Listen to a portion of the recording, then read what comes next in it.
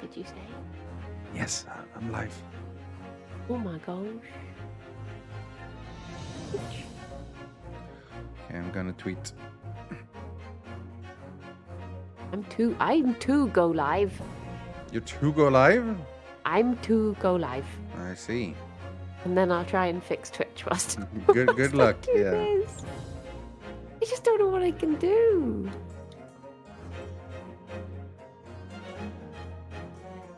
It's silly.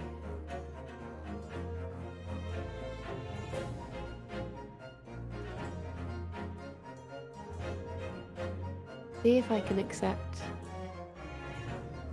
I'll accept the squad invite because that overrides it. Okay, that works, I guess.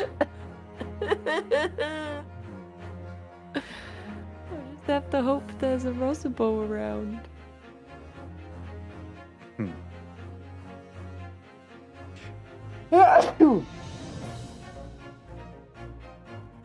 I had a sudden sneeze. Elias. Thank you.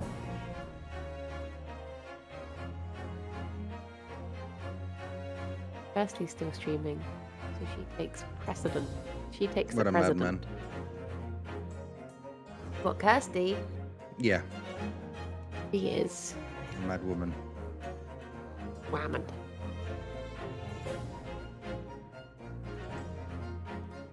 I almost forgot to type in the link.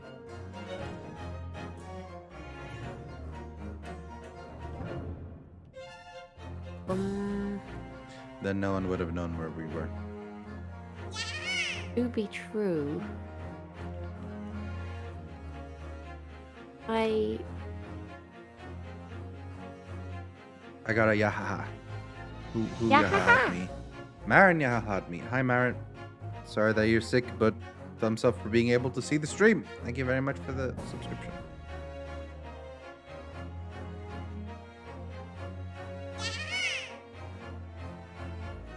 I got another yahaha. I guess you can. No, you can't hear them yet because you haven't connected on Parsec yet. No, it So, timed out. yeah. 'Cause you didn't accept me. Because I was busy tweeting. Gonna have to try again when I'm not tweeting. All right, Oh, there you go. now you Don't should be. stop tweeting, Annie. Don't stop tweeting. It's important to tweet. Thank you, Agent. I Mark did it Lunch. once Appreciate it. this week, A tweet? and then that was like a going live tweet. Mm. I deleted it afterwards because I was like, I'm done now. Yeah. Well, that is something that some people do. Like they tweet during their live and then they delete afterwards, so it doesn't clog up their timeline. I Gets in the way of because I'm funny lazy. pictures. Yeah, I'm lazy. I just leave it there. But I do worry sometimes. Like someone who's following me on Twitter is like, man, these every couple of days a week, there's always some tweet. This is annoying or whatever, and I'm like, I'm sorry. But the point of Twitter, the main point of my Twitter, is to keep people informed about streams and stuff, in my opinion.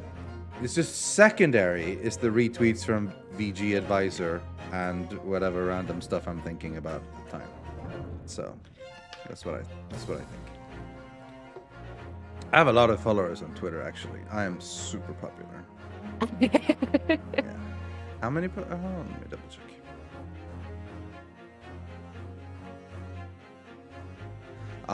$117,000 followers, and I'm following Blimey. 69 people. Oh yeah. Nice. Nice.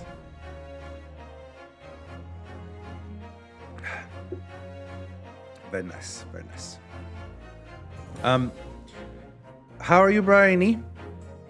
I'm okay, apart from being slightly baffled about Twitch. About Twitch? Breaking Yeah. itself. But other than that, Other than that, fine. good? Yeah. I'm glad to hear it. Hello, everyone, by the way. Yeah, we are live now. We are officially now live.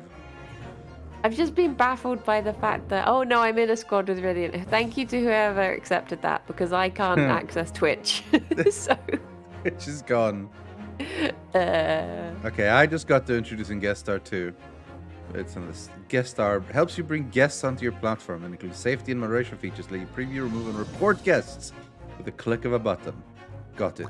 how nice for those who can read it. I'll show people Yeah. what I can see. Yeah. So this is at the bottom of my Twitch, but it won't move up. I can't move it and I can't click on anything. So I can't actually access anything on my dashboard anymore. Which is great. Thanks, Twitch. Very Arnhole helpful, accepted Twitch, it. Thank you, Arnhole. You have another Rossibo? Yeah, well, usually, I mean, Arnhole's probably at work right now, but doing a sneaky peek. But, so yeah. I don't know what Rossibo does. Arnhole says, I can run an ad and Briony can't stop me. This is true. I can't do anything on the dashboard. Yeah, at the moment you can't do anything, yeah. It's just gone. Arnhole's in charge.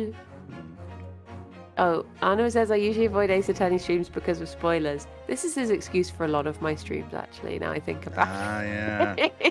Sorry, I can't do spoilers, but, you know, I'm Can't still watch doing the my bunny job. Thumbs up. streams. Spoilers. Yeah, too many spoilers. That'll spoil the clip video, so... That's true, that's true.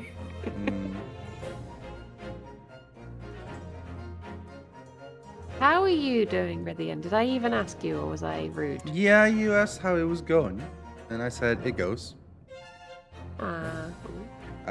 Which means it's alright. It's alright. I was saddened to read about someone who was having a bad time in Sweden this morning. Oh? Probably a bit too deep of a topic. Okay. But well, I mean, up to you. It was just saying that they found that certain cities, I think it was Stockholm they mentioned in particular, were finding themselves more right-leaning in a bad way. They were having, and did you know the saddest part of it was someone said that they had that experience too, and they found that they had had it better since moving to England, and I was like, is it that bad in Sweden right now? I doubt it. The better option. I doubt it in general that it's better in England than in Sweden at the moment, but no, that'd be quite tough right now. Yeah. No, but we had an election recently, and and the right wings, basically this. So, long story short, I guess, for the longest time, there's been your standard political parties. You've got like, the are you big on left like a one, the two-party big right system one as well? No, we're not. We have multiple parties, like 12-ish, basically. And the way it works is that basically you make alliances to make up the total majority of seats, right? So that you can be in power. Because no individual party is large enough to get that on their own. They have the two biggest parties. They tend to grab other parties that want similar things. I'm gonna lower the sound a bit for the game. I guess that's like a bit like we had a few years ago when like Tories and Lib Dem sort of held hands and went into battle. But yeah, well, that's roughly what is happening. So, for example, the main, or like the biggest party on the left in Sweden are called the Social Democrats, and they often join in with the leftist party and the Green Party, and I think that's mostly it. And those three things basically are like form the left bloc or the left alliance. Usually they're called the left alliance, right? And the goal is that those three together can get over 51% of the total seats or whatever. That doesn't mean that the others get no power, but they then get majority and they can get the big things they want to together. And obviously, having the Green Party, who is not as big as the others, means that obviously they will then have input on some of the things. Because they're like, well, you need us to be able to do this, so therefore, blah, blah, blah, blah, blah, blah, blah, blah, blah. So on. Meanwhile, the right party have their total command, which have more parties combined, But yeah, and then recently, like I want to say maybe 12 years ago or something like that, a new party called the Sweden Democrats showed up, which are basically Sweden's version of, I guess, UKIP. Basically, the party that named themselves with the country in the name, so that all the old people vote for them. Because I like Sweden, I'm going to vote for them. And they run basically on a heavy anti-immigration platform in general, like generally, like I like to call them the racist party. That's what I like to call them. And they have been gradually gaining more and more and more and more people. So now they are the second largest party, aside from the Social Democrats. So they are not even the largest on the right-wing side anymore. Oh, just or rather, they are the largest on the right-wing side, which the other party, which was used to call the moderates, used to be. The classic in Sweden was the Social Democrats versus the moderates, and they have their alliances versus each other. But now the Sweden Democrats is larger. And for the longest time, parties on both the left and right side was like, we refuse to work with the Sweden Democrats. Like they are racists. They are bad people. We don't like their things in general. We won't need them. But the right side kept losing. So eventually, like 3 years ago or so, they were like, all right, we're going to ally with the Sweden Democrats. And so then we can win. And this year they won with 50.2% of the votes compared to 49.8% for the other alliance. So it was really damn close. But that means now, for the first time in a long time, the right-wing side is in charge. And they are... Because it happened pretty recently. It was like in September when we had the election. Now the government is in the process of being formed and stuff. So it's starting to lean more right-wing. But I can't imagine a ton of things having happened already. So whoever that person who had a bad time... Oh. Thank you very much, Kirsty, for the raid. Hello. We are having politics talk. Kirsty. Okay, Kirsty, I see where your bread's buttered. It normally would have gone to you. Let me have this. Let me have this. She's yours. You have her. Yeah, I do. Hi, Kirsty. Poops everywhere. No, you can have her back. Welcome. We're having a little bit of a political talk. But I can't imagine that things have changed this quickly. Usually when it changes over, it takes a while for new policies and stuff to come into hand. So I'm not sure what that person you read about actually had problems with. Well, I don't know. I think sometimes it does embolden people, doesn't it, a little bit? That's what we found with the likes of Nigel Farage. All of a sudden they were like, oh, we can say the quiet bit out loud now. Yeah. It was... Yeah, I guess there is a little... Yeah. Well, if what's happened to that person is on an individual level, then I mean, who knows what that is? Rather than a governmental level, absolutely, there are horrible people in Sweden too.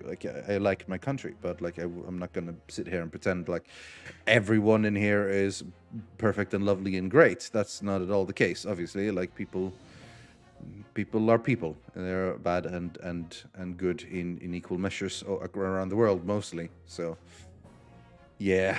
Yeah. So I don't know. The sad thing is, I guess, that I think this, the policy changes mostly listed for this new government will help things for me personally, because I am a white guy generally, and I am a business person who don't want to lose a lot of stuff in tax. So mostly for me it's going to be better, because I'm not currently dealing with a lot of health issues. I'm not currently dealing with immigration. It's one of those things where for me personally, life is possibly going to either stay the same or become a little bit better, but for a lot of other people it's going to get worse. So you're that sucks, you know? That's the thing, is I can't remember if I was saying this to you the other day or someone else, but I was thinking with the housing stuff at the moment, for me personally, it would be horrible if the housing market crashed, obviously, being a homeowner. But at the same time, I would love to see all of my friends get houses. Yes, that would be nice. At the moment, the situation is dire, so I'm just like, go on then, crash. Yeah, do sure, it. Why not, right? Yeah. Home, my friends, please. Yeah. No, it was the same thing. I think I don't remember the exact details, but like my my power contract thing, right? It's like locked in, I think, or I can't remember. It's locked in, but it may be like at some maybe it was locked in. So like increasing prices isn't gonna be like a huge deal for me necessarily, though it is still increasing, but not to like the some people are getting like massive increases, and I'm like, well, I'm fine, I guess I'm fine, but a lot of the people like in the south of Sweden, we're basically on the same, you know, equatorial wavelength as you guys. So when it comes to weather and cold and the like, we're gonna get roughly the same. So a lot of people who then needs gonna have like a lot of energy requirements for the heat, and it's gonna cost them a lot more. And I should be mostly fine on that one. Well, like, but a lot of people who are of different deals than me will have a lot more problems. Though to be honest, I really should go in and double check the exact deals I have, so I'm a little bit more aware of what's going on. I tend to, most of that stuff I tend to just like, when I make the contract, I like, that seems nice, like check, and then I just keep it rolling basically. But it might have been a better idea to re-change around the contract at some point. It feels like that thing that people kept posting on Twitter like a while ago with like modern day UK and the Middle Ages in UK, like, I don't like my new king and I'm not sure I can afford to heat my hovel. It's like, we've come full circle. Full circle, yeah. I mean, I don't want to be all negative. My face, like, warm. Like blankets and stuff. I was talking to someone who were like, I'm gonna try and not have any heating on. I'm just gonna put on loads of blankets for as long as I can and no heating. It's like, that's sad. That's sad that that's how it's become. You know, we're supposed to be in a pretty enlightened era, and then we have these rich trillionaires sitting on their golden thrones, and then we're just having to freeze through winter. Oh yeah, that's the one empty boot. I may freeze to death over winter. I hate my new king, and I'm scared of the plague. Yeah. Yeah.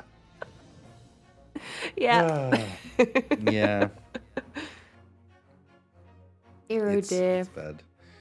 I don't know. It's the world's in a pretty shitty place, and I don't see a lot of improvements happening because often when it seems like it's about to improve, it doesn't anymore.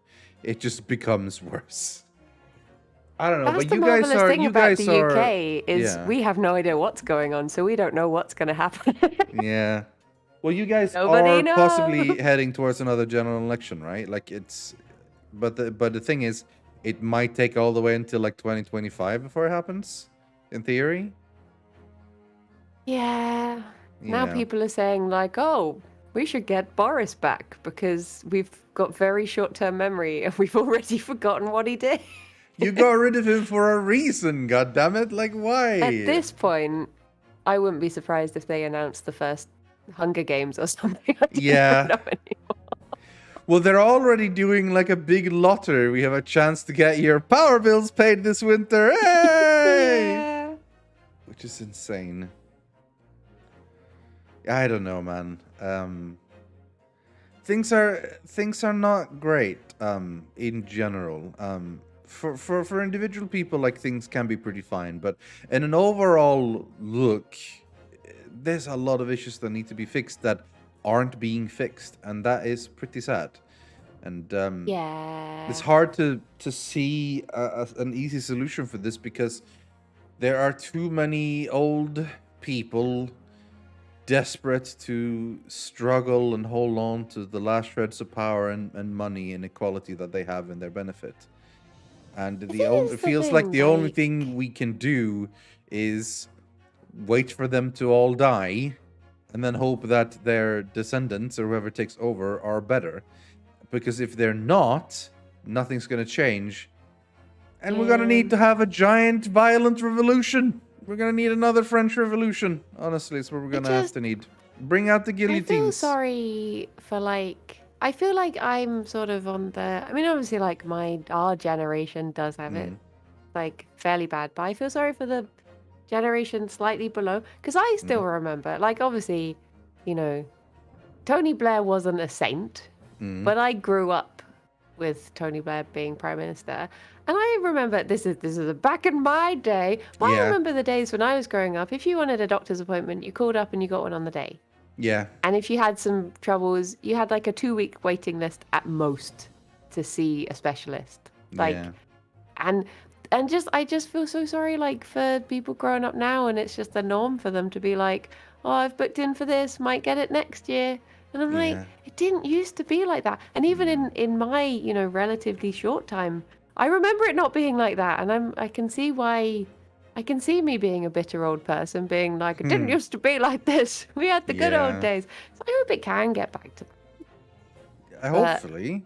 But I mean, it doesn't look great because it just seems to steadily get worse, and like less and less money is being put into social services in general because Yeah. everything gets privatized and it's the endless hunt for money. Like capitalism ultimately, when it's entrenched for this long, capitalism ultimately just becomes this self-fulfilling goal where everyone needs to get more money, and the easiest thing to sacrifice to get more money is people's well-being because they're not you. So But then you again, get I that, mean, and it it's must really have sad. felt like this in the 70s.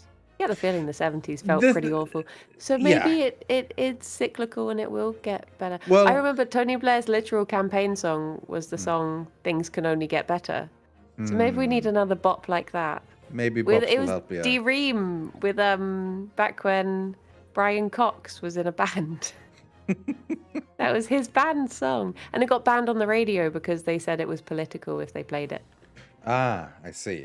Of course, we can't have political songs. Do you That's remember bad. radios, kids? They Yeah, were kids- boxes that kids- just said words and didn't have Yes. pictures. What I do think you ultimately, could tape things off of them. I do think ultimately things get better, right? Like on a long-term point of view, I think things get better. But the thing is, like a Discord channel said, no, a radio. On a long-term, things are getting better, and they still are getting better. It's just in the meanwhile, you have like it goes up and down and up and down. Think of like one of those graphs, right? And you see the graph go up, down, up, down, up, down, up, down. Peaks and troughs, yeah. Yes, but it goes up and then it goes further down, and then when it goes up again, it doesn't go as up as it used to. So then it goes down again and then up and again. So gradually it is moving. I guess I should have reversed it. It should have gone up more because if we're assuming up is better. But the point is like gradually, because like 100 years ago, shit was way worse for people, you know, like 100 years ago. Even 50 years ago, shit was way worse for people in general. But right now, we're looking at maybe 10 years ago. Yeah, shit was better 10 years ago. Shit was better 15 years ago. And we're going to hit a point and then start getting better. And then it's going to be better for a while. And then it's going to be rough again. And then it's going to be better. It just sucks because it's hard to look ahead 20 years and say like, it'll be good then, you know? Like, that's hard to say when you're, you know, when you're just now if you're, you know, just about to hit 20, you're just stepping into like the working society and trying to find a job and get a place to live and so on. It's rough. Yeah.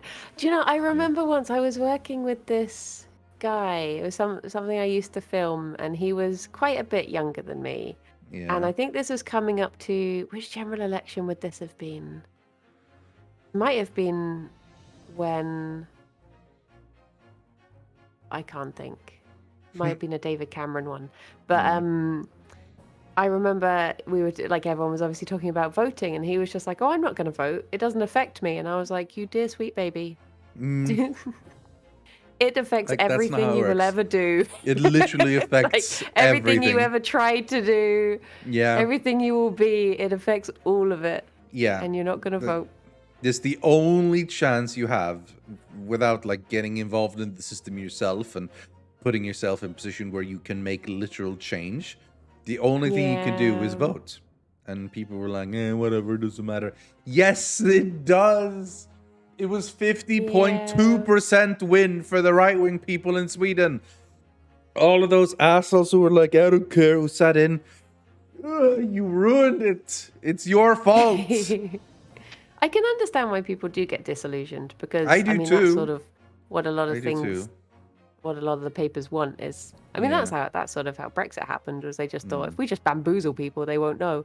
Like I would see people on Facebook being like, I voted Leave, but I don't think it'll make a difference. It's never going to happen. I was just like, you've just made it happen. You idiot! You literally just made it happen. Yeah. Well, there was multiple interviews and stuff after it happened. Was like, I voted Leave, but I really regret it. It's like, what? What is like? Why did you do it then? Yeah, I just voted Leave, but I hope we remain.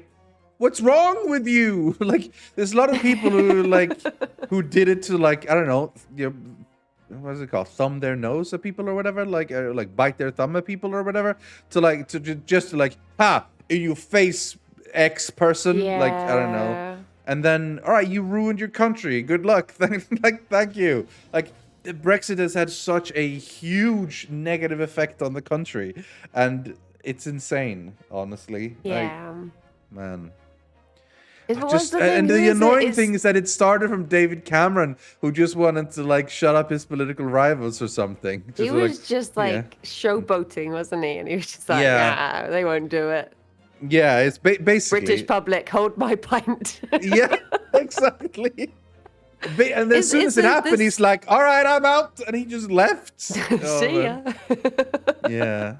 It's the Stuart Lee thing of, what is it he said? When you do, what's it called? When you vote for something you don't actually want to happen because you're just a protest vote. He was like, a protest vote is just like trying to protest by pooping in your own bed. Yeah. At the end of the day, it's just going to affect you. It's your bed that you're going to have to sleep in. So, yeah. Yeah. As we said, would it be possible for the UK to join again if they wanted to? Well, it would. The talk originally was like after the initial vote, a lot of people were going to be like, we need to have another vote. We need to have another vote immediately so that we can see if this is actually what we wanted, right?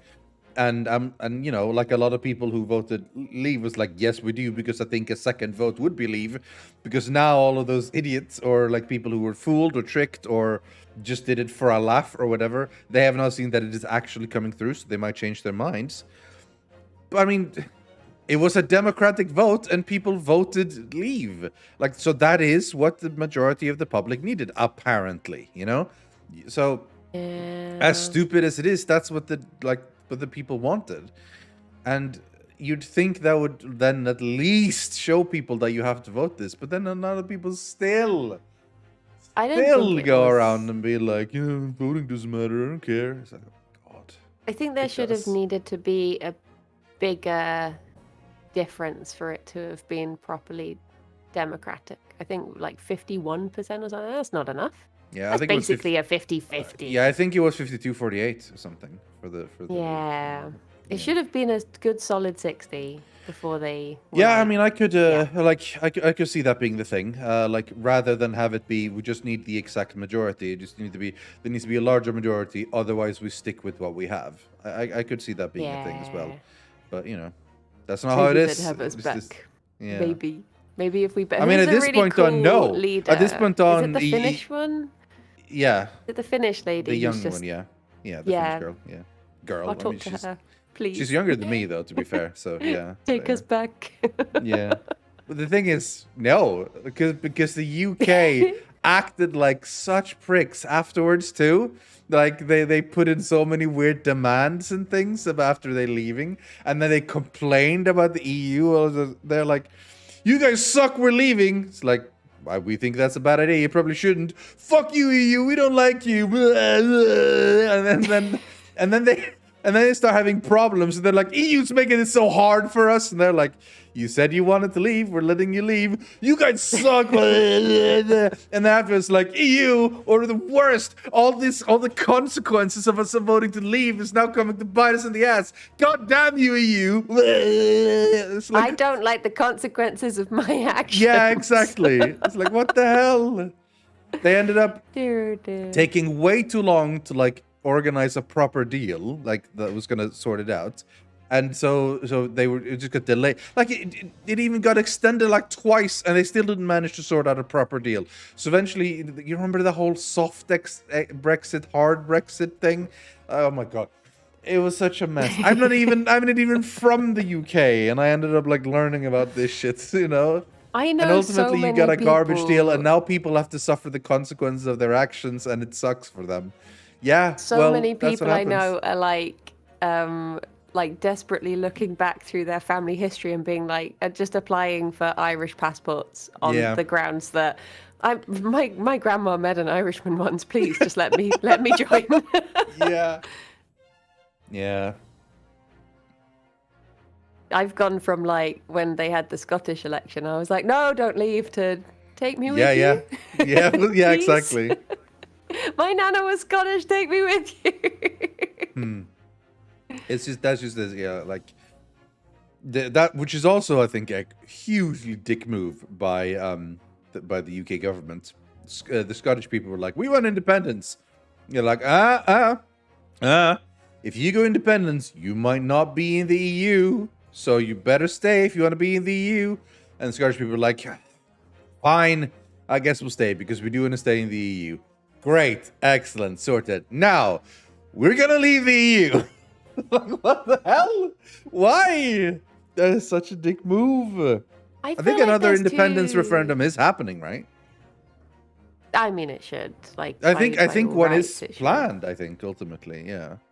I feel like don't know. there's two sort of very distinct sorts of Britishness, though. I feel like there is the sort of like, this is obviously a great sweeping statement, and there is a lot of grey area, but I feel like there is the, you know, the like, wait, like, we're British, we conquered the Yeah. world, we still talk about the war, even though we weren't even born then. And then Yeah. there's the other half, which is just like, sorry. I'm in the sorry half. You're in the I'm sorry just part, there, yeah. like, sorry, everyone. Sorry about, We're- well, everything. Yeah. Yeah. No, I don't know, man. It's, politics is rough. But like I try to comfort myself by the fact that on the long run, it should get better. It just, there's some tough times, and we have to sort of get through the tough times before things ultimately should get better in the long run. It just sucks for the people, many people who are now involved in the tough times and are getting dealt with the harshest. So, yeah. Anyway, sorry I brought it up. It's fine. Sometimes just we on my mind. get a check. Yeah. It's naughty when this is what happens when I check Twitter.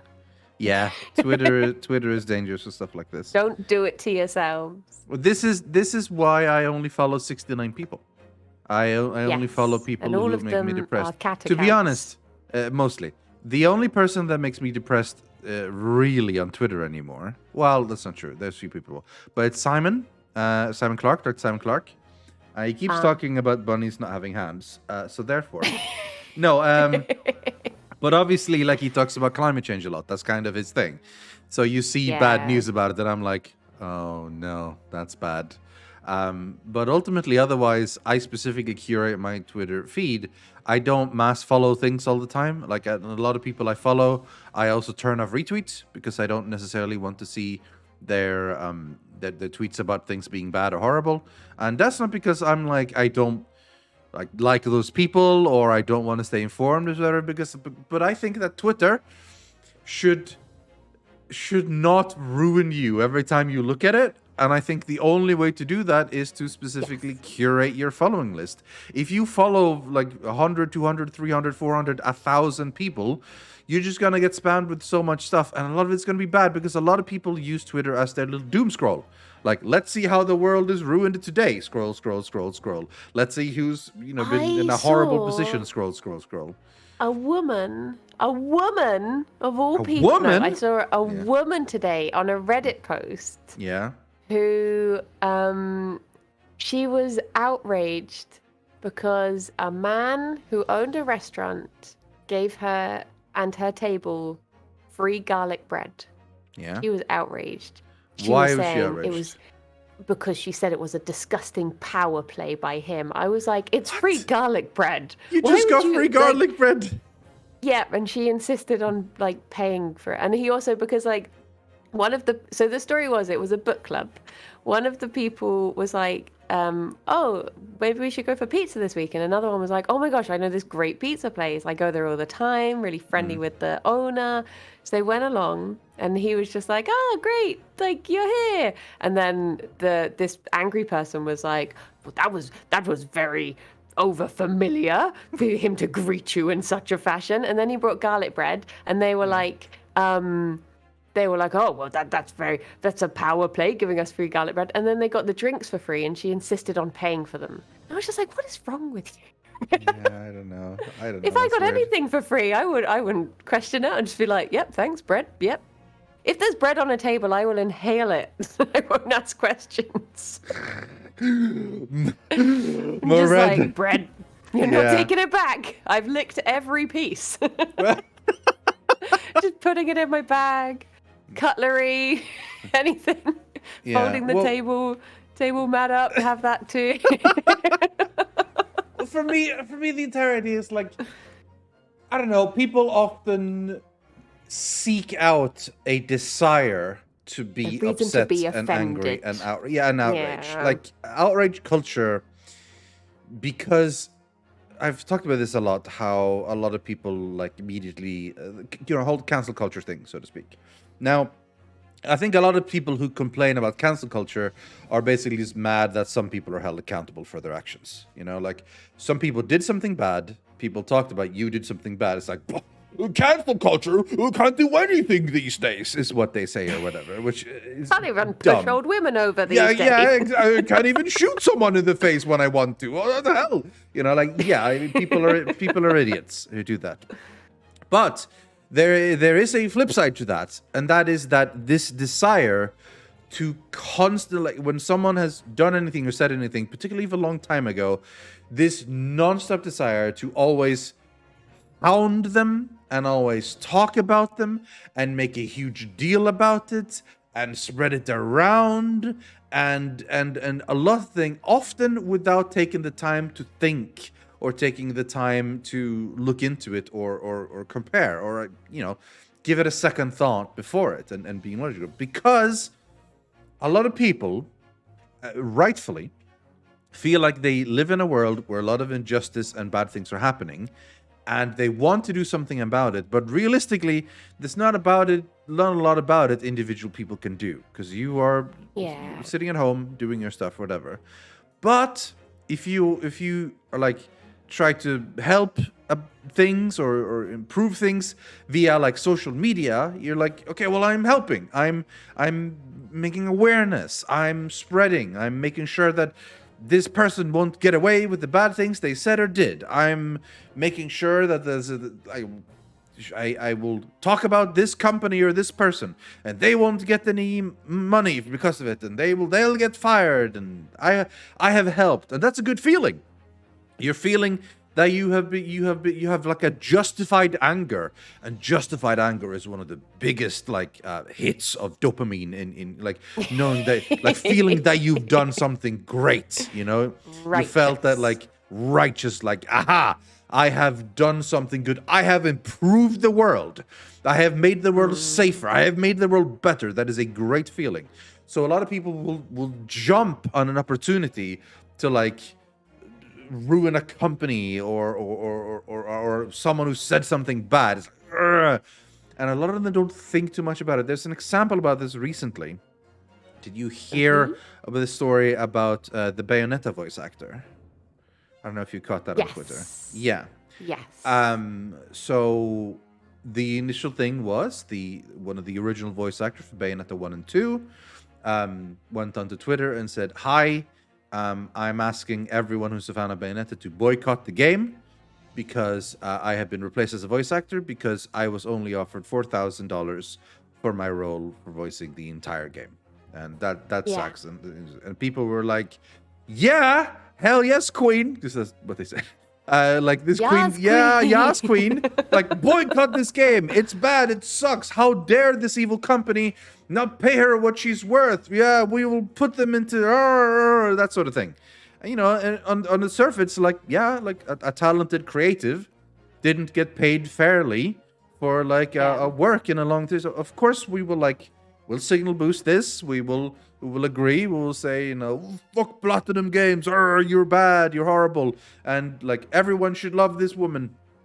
And then gradually, as time passes, you start finding out this woman maybe not like the best person to immediately jump. She's kind of a TERF, kind of a right wing, kind of a Blue Lives Matter type person. So immediately, let's just say first of all, no matter her political views or opinions, she deserves to get fair pay for her work, 100%. But if people had seen that in the first place, I doubt they'd be so quick to jump to her defense, because the people, the emu lady all over again. Yeah, kind of, maybe. I don't remember that story. You'll have to tell me. But anyway, that was the thing. Either way, with her opinions, she still should get fairly paid for her work. But it also turns out that she was being offered fair pay for the work, because she was originally offered 4K per session. Of about 4 to 5 sessions. So it had been 16 to 20K work, which is above average for voice actors in the first place. I'd do it for that. I'd do it for the original 4K, to be fair. Yeah, exactly. But obviously, like, there is, if you are in the Screen Actors Guild for voice actors, you have a set baseline, and then obviously you can go higher up the more famous you are. But she was going around saying, Bayonetta's made $450 million, and that's not even including merchandise. And I have only been offered 4K, and it's horrible. Everyone should boycott the game. And ultimately, no, Bayonetta has not made $450 million. They're nowhere near. And also, you were offered, like, not just people who've heard from the other side, people who've literally seen documentation. They've literally seen like contracts and stuff, seen that the offer was a lot more. It was 4K per session, which is still high, Yeah. And then the ultimate fact is that she was replaced with another voice actor, Jennifer Hale, who's famous for multiple things. I think her biggest role is probably Female Shepherd in Mass Effect, but a bunch of other things as well. And she couldn't have been cheap at all, like in any way. Like, she's one of the biggest voice actors around, so it's unlikely that she got offered less money than the original Helena Taylor did.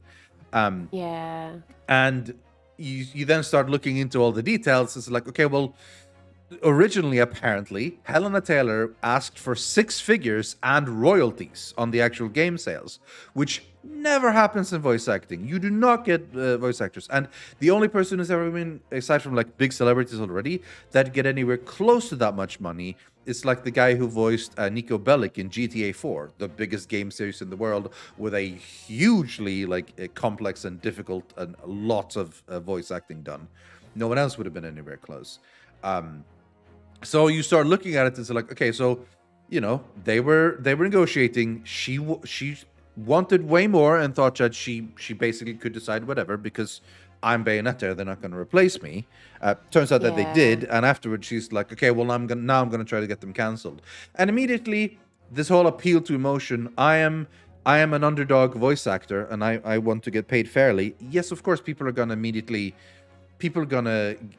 jump behind that, because that sounds great. But you start digging in deeper, and the situation is different. Like, it's not quite that easy, as she said. Like, she was, if not lying, then at very least misleading what happened. The most frustrating thing of all is that I feel like these sorts of things then undermine when people do have problems like that, and they're like, no, we've heard this before. It turned out it was fine. Yeah. And you're like, well, no, but this person really does have a thing. It's boy who cried wolf. Is that sort of thing. Exactly. And also, like, this first original video was probably like shared and linked to put on websites and Twitters, and like 10 million times everyone saw that. Like, I doubt anyone who did that decided to, actually, turns out it's wrong, and retweets like an article written that shows in all the details, because that's not as exciting as retweeting a video about one person standing there and saying, I have been mistreated by the evil company, and so now a lot of people are still going to be under the impression, maybe like some people, I doubt an actual boycott's going to happen. They never do. But there might be people out there who's now decided, like, in solidarity, the voice actor, I'm not going to buy the game. And it's like, there was a deeper story there that you missed, because people jump immediately to this want to be justified anger of helping the underdog. Well, you got to be more informed. You really have to. Otherwise, situations like this aren't great for anyone, I think.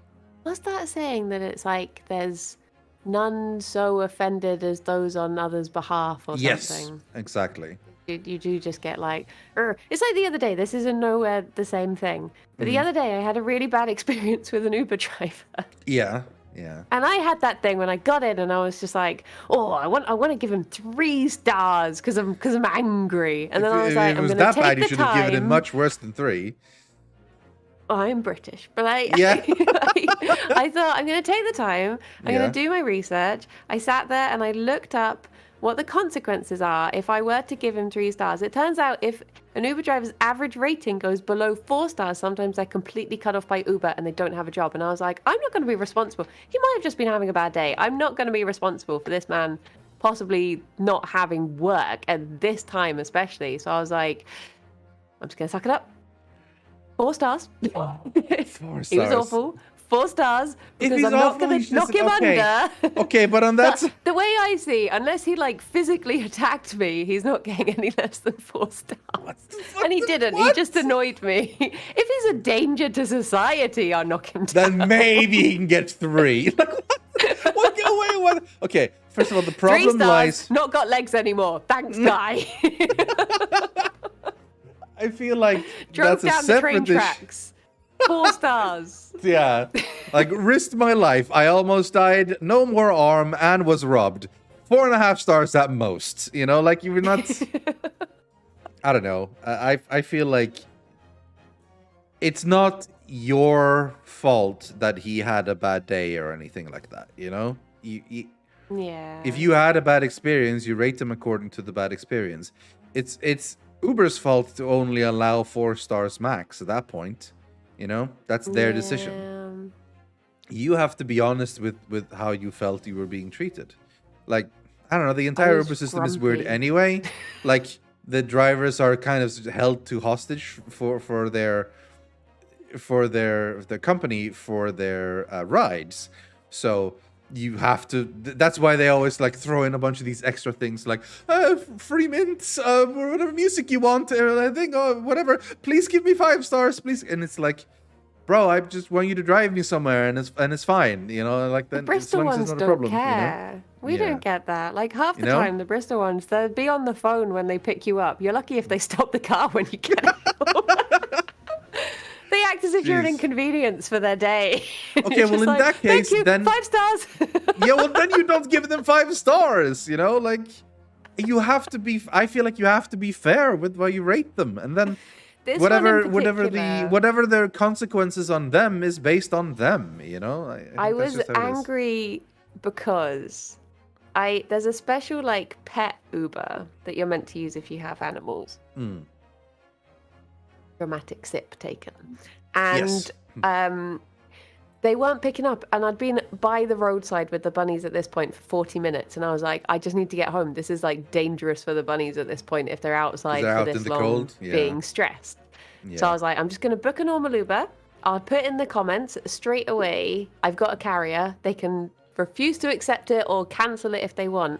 And instead of cancelling it, he parked at the end of the road and he called me up and he threatened not to pick me up unless I promised to give him a tip. Okay. And I was like... And you gave him 4 stars. I need to get home. And you gave him 4 stars? Like, I didn't give him a tip, though. Well, well, I wouldn't either. And I would have given him 1 star, is what I would have done. Like, or 0 stars. I need to get home, so I'm just going to be like, yep, okay. I never directly said yes. I just avoided it with wordly trickery. Yeah. Just like, of course. Oh, yes, I have given tips on Uber before or something like that. I was like, I never promised. One of us tells the truth. The other tells only lies.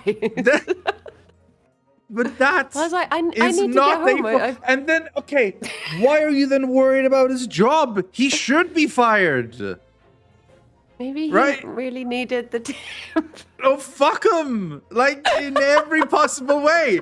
Get rid of him. If you're the person who stops and threatens you to not pick you up unless he gets a tip, he should be fired. Like, and you're like, what if he had a bad day? No, who cares? Like, get rid of him. Briony, you are being irresponsible to other people. It is now your fault if he is now a horrible person to other people. That's on you. That's true. What if he's left like an old woman by the side of the road? Yeah, because she was forced to give a tip. You know, who could have saved him? Me. You could have saved him. No. The fuck? Maybe I've still got his license plate. I'll take him out. I'll call a hit. Yeah. That's probably for the best. I'll tweet about it and get him cancelled. Yes, yeah, that helps. That's what we discussed. You've taught me the way now. That's how we do things. We tweet about it and get it cancelled. I spat on my camera during my rant. That's how upset I became. Yeah. I'm sorry I upset you. Yeah. Well, I'm more upset about the driver. I got so upset. I was frothing at the mouth. Honestly, I just always worry, like, am I annoyed because I'm grumpy, or do I have a genuine reason to be? Okay, well, what you should have done is like, fair enough. Like, I'll message you next time. How quickly? Yes, talk to me.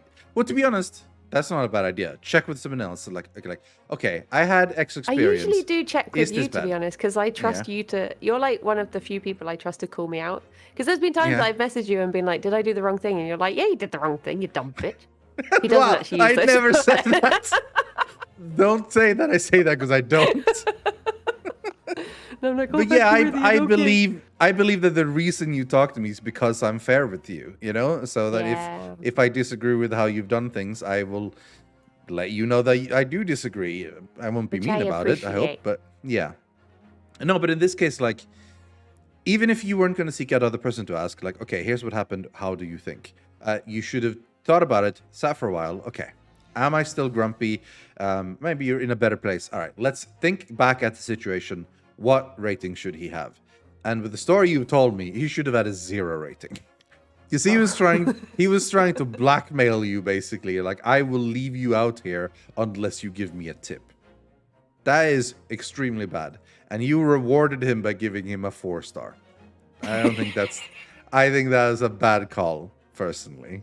In my defense, I waited a few hours to rate him because apparently they don't find out your rating until and it's anonymous. They don't know who's rated them. It just comes through. Yeah. So I figured maybe they'd blame someone else for it.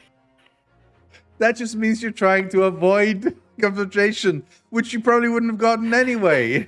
I was like, hopefully he's really nice to the next person. They give him 5 stars. I don't get blamed. Briony, you need to stand for your opinion. My God.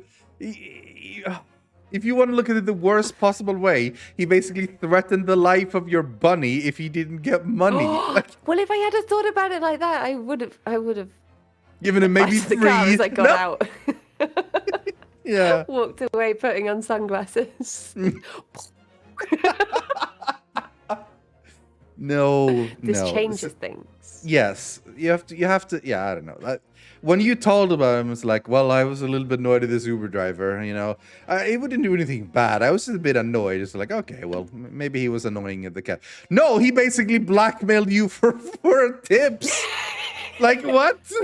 You really undersold what this person did, honestly. It's at least good that, like, you didn't pay him a tip. Thank God for that, at least. Like, that's good. You don't negotiate with terrorists. That's what it is. But I mean, this kind of is point. This is kind of what you said. No one gets offended or upset as much as those on behalf of other people. Like, I'm way more upset about this than you were. You know, I was very upset on the day, but it was mostly because it was the day that we got back from our friend's wedding, and I was like, I had such a lovely weekend, and now he's gone and pooed on it. But then I was like, I'm determined to just put it behind me and be happy. Yeah. About the weekend. Don't let him ruin it. But that's the thing. Yeah. Like, really bad Uber driver did bad thing. 1 star. Move on with your day. You know. Yeah. Like, arguably report him. You know, saying like, this person blackmailed me. I don't want to be like garlic bread woman. That's the problem. But when garlic bread woman was given free garlic bread and decided to decided to like twist that into some sort of aggression, some sort of microaggression. Yeah. You know, like, I got given free garlic bread. What a power play!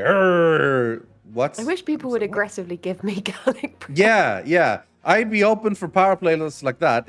If anyone in chat wants to just power play me by just giving me $500, like, I'm okay with that. If you want to power play by flex your money, I'm okay. Just saying, you can do that to me.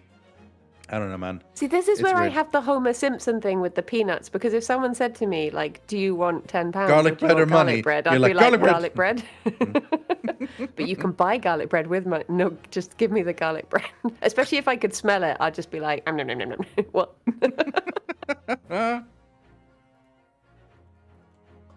I really like garlic bread. Yeah, me too. I mean, I haven't had any bread in ages now, because I've been trying the keto diet for a couple of months now, and that means basically no bread, no pasta, and that sucks. But so at some point I'm gonna have like a cheat day, like when/if I come down to Bristol, I'm gonna try that stuff. So You have non-wheat pasta? Don't you get pasta that's actually made out of like something? well, in theory there is like keto pasta or whatever. I think there is, but Yeah. ultimately, like, what matters is how much carbs are in there. Like, you want to very much limit your carbs. Like keto, to be honest, is just an extreme version of low carbs, which is basically it. And obviously, bread and pasta, pretty high in carbs. That's kind of what they are. They're basically carbs. Basically, my It's- entire diet is bread Yeah. and pasta. It was for me too. That's why for the longest time I was potato. like, I cannot imagine ever like trying any sort of keto diet or low carb diet. The one thing I have the most, sandwiches and pasta. That was my meals. That's what I had. So yeah. Thought you were about to ask for garlic bread. I'm keeping that to myself. If you have garlic bread too, I'd love to have garlic bread. Yeah. If you want to donate garlic bread to me, I'll take it, and I promise you I won't complain about it. So yeah. Aggressive garlic bread. Aggressive garlic bread. I think so some people want to be offended as well. This is something we talked about, like, because the feeling of justified righteous anger is a very good feeling. So like, a lot of people feel like they or someone they know have been wronged because being mad about something and stuff feels good.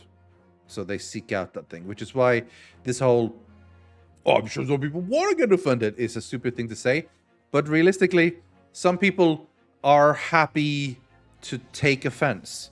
Not because they're like seeking out necessarily things, but like rather than letting it slide, they would rather take offense because it does feel good to be angry about something, you know? Like that, they have gotten so used to being angry and offended and upset about something. And I'm not saying, oh, there's some snowflake, or we're going to offended by everything these days. That's not the point. There's many bad things that are happening that people should be offended and angry about. But there's a lot of things as well where there's no real need to putting in that much energy and of your own time and effort into it, but people do it because it feels good. And I think it's this idea, like, a lot of stuff on Twitter becomes very black and white, and the truth is most things are grey. Like, yeah, like this whole voice actor situation, like, someone absolutely deserves to get paid well for their job, 100%. And like, I think in general, you should not jump to the defense of a corporation compared to one individual person.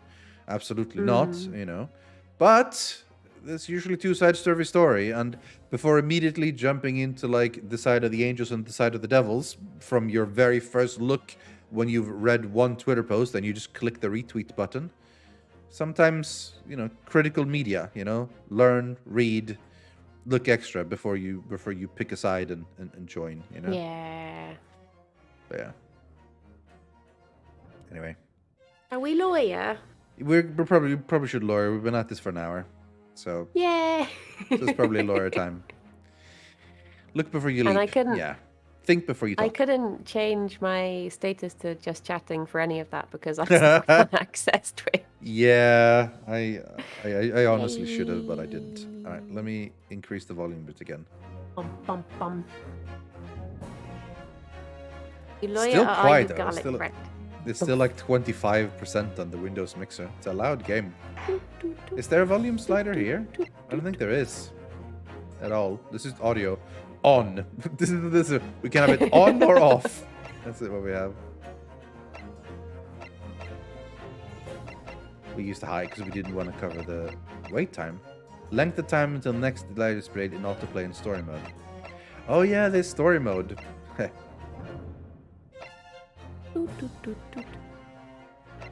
I don't know why I'm checking here. We've seen all of this before, but yeah. I always think it's weird when they keep the exit game under the options menu. I always thought that's weird. Anyway, Twisted Karma and his last bow. Or bow. Could be bow. We were about to do something or go somewhere, weren't we? Yes, well, we were still in the process of beginning investigations. Oh, it's the investigation for Sherlock's client that turned up. Yes. Yeah. A new location. New location. Oh yeah, the Barclay Prison in the Lowgate Cemetery. Make my camera a little smaller. Cutting off the words slightly. Well, we're cutting off the words on this one a little bit, I think. But in most dialogue, we are not. Because it goes a little bit further in for most dialogue.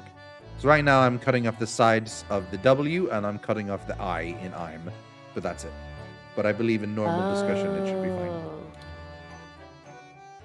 Slightly bigger then. Right. Oh, the missing husband. Yeah. Who worked at the prison. Yes. Barclay Prison is on the outskirts of London, backing onto a lonely burial ground. Its 4 high outer walls loomed quietly before us in the fog. Having requested a meeting, we were shown to the governor's office in the watchtower. Oh my god. A guillotine clock? Damn. Person number, Barclay Prison, governor's office. I don't think that's a real bird. Oh, better Jesus. Not be. A big lad. This place is full of hardened criminals. I can't remember the last time a civilian was doing here. And you didn't want to talk to an inmate, but to me. It's a big lad. Do you care who I am? I'm the governor, barricading. I apologize ahead of time for accents, but that's something you just gotta be okay with when we play this game. So we're not accents by any means, but... yes, it's a pleasure. I'm Runoska Narahodo, defense lawyer. And an Easterner, I see. Does that mean... yes, I'm a visiting student of law from the Empire of Japan. Japan? Did you say Japan? Yes? Well, there's no any of your kind in here, laddie. Maybe you should try the prison next door, eh? I didn't notice another prison next door, sir. Anyway, we came to ask you some questions about... I didn't like to be so direct, but... I have no intention of speaking with the likes of you suspicious-looking Easterners. Oh, no. Oh, dear. Why are they all racist? I guess people were racist around the 1900s, you know? So, now get out of my hair. So, as soon as he finds out they were from Japan, he reacts like this. That surely means... I think it's because of the professor case. Yeah, it's no normal racism. It's specific racism. Yeah. You think so too? 10 years ago, Genshin Asogi, also known as the Professor, was incarcerated at this prison. And then, after his execution, he apparently re-emerged from his grave in the cemetery behind the prison. I might have known! You're sniffing around about that case, aren't you? You're agents, eh? Part of the Professor's great web, no doubt. Ready to arrest you. No, not at all. We're just get going with ya before I punch your lights out. We're going. Clearly the ghost of that killer still haunts this place. We're not going to get anywhere here. Unless we can somehow prove to this man that there's nothing suspicious about us. The armband! We finally get to present the armband! Governor Caden? What are you thinking, Mrs. Sato? I feel sure that name came up in conversation recently somewhere. Yeah, I remember it too. Wondering if whoever mentioned him might have some ideas to help us.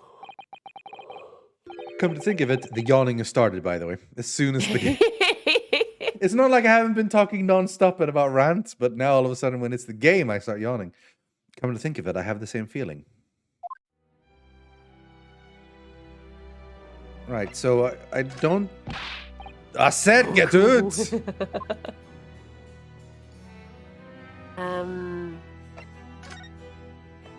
Let's try. My armband. Oh, wait. Governor Caden, could I at least show you this? He's refusing to look. How many times can one man turn his back on you in a single conversation? Alright, I guess we need to go talk to someone to... What if we show him this, though? I doubt he thinks he's going to say the same thing, yeah. Oh. Fine. I think we need to go talk to maybe Chief Justice.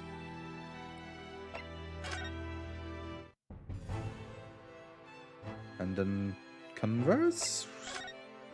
No? Percent, maybe? He's probably just gonna bust out his clock and say no. Proper look at this. On account of the bequest of the late Ezekiel Hopkins of Lebanon, PA, USA, there's now another vacancy open which entitles a member of the League to a salary of £4 a week for purely nominal services.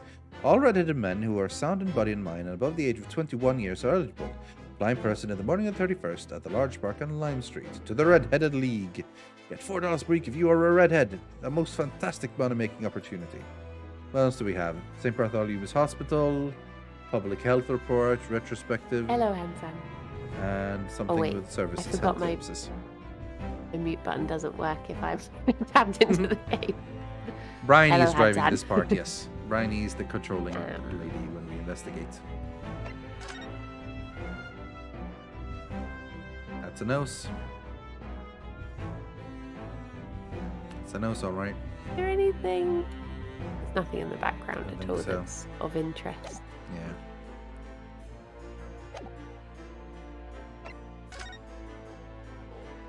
Hayden. I mean, was it your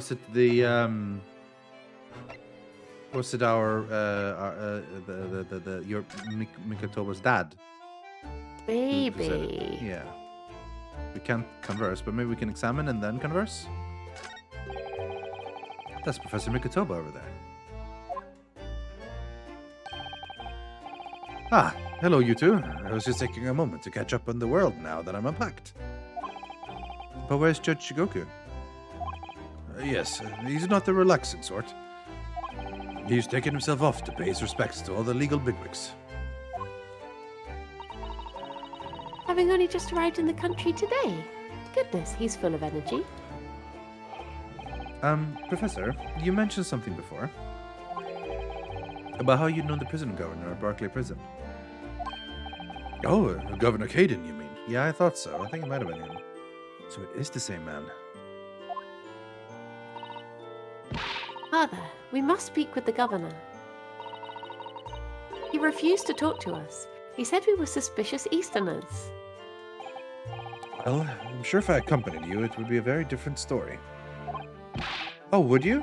That would be wonderful, if you have time now. Sadly, as you can see, I'm very busy at the moment. I'm reading my newspaper in in this lobby. Busy drinking coffee on a comfortable settee. Settee? Never heard that word before? And now, I have rather a lot to prepare for tomorrow, you know. Oh, sorry. I didn't say that out loud, did I? Well, we don't know. We don't know what your blue text means. You Mikotobas are alarmingly good at reading people's thoughts. Okay, so now it's not saying it out loud? Alright, okay. In the Phoenix Wright games, it's always been thinking. It's always just been thinking. But maybe in this one it is literally just them reading their faces, basically. Could it be that you Naruhodos are alarmingly bad at hiding your thoughts? Let's not fall out now. I have an idea.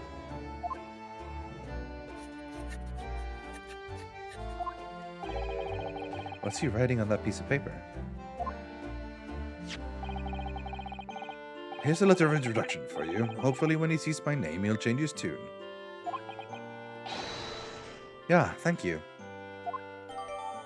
The letter of introduction has been entered into court record. Good luck then. He looks so different in this hat and suit compared to his Japanese outfit. Alright, I guess we can go back to the prison now.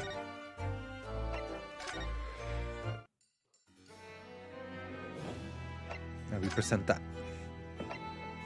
What does it say? Can we see what it says? No. Oh. If you just cast your eyes over this, Governor Caden. What's this then? You cannot pull the wool over my eyes, you good-for-nothing Japanese student. Mikotoba? That young jock from the forensics laboratory. That Mikotoba. Yes, exactly. Him. Oh dear. Perhaps I should have said something sooner. I'm Yujin Mikotoba's daughter, Susato. Jinx! You're the young man's daughter. And you didn't think to mention that afore. Are you too busy being racist? Yeah. I do apologize. I Your do overwhelming apologize. racism was being in the way. You'd best take a seat then. Can I offer you a cup of tea, perhaps? And don't forget to try one of these wee handcuff biscuits. Aww. Cute. Your father's influence is nothing short of amazing. I'm bitterly regretting not announcing who I was from the outset now. He might have not believed us. So then, what can I do for you, hen? Well, we're currently investigating a case. It's one of your warders, you see. He's gone missing. Missing? Right. It's surely been reported to you as well, being the prison governor.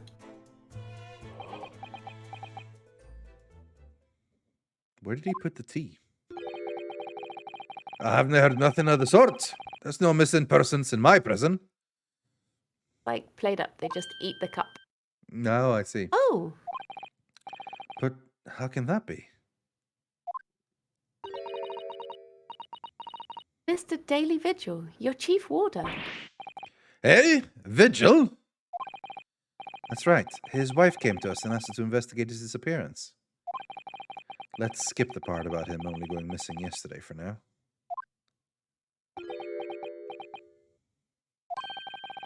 Clearly that means something to him. Would you be so kind as to tell us what you know, sir?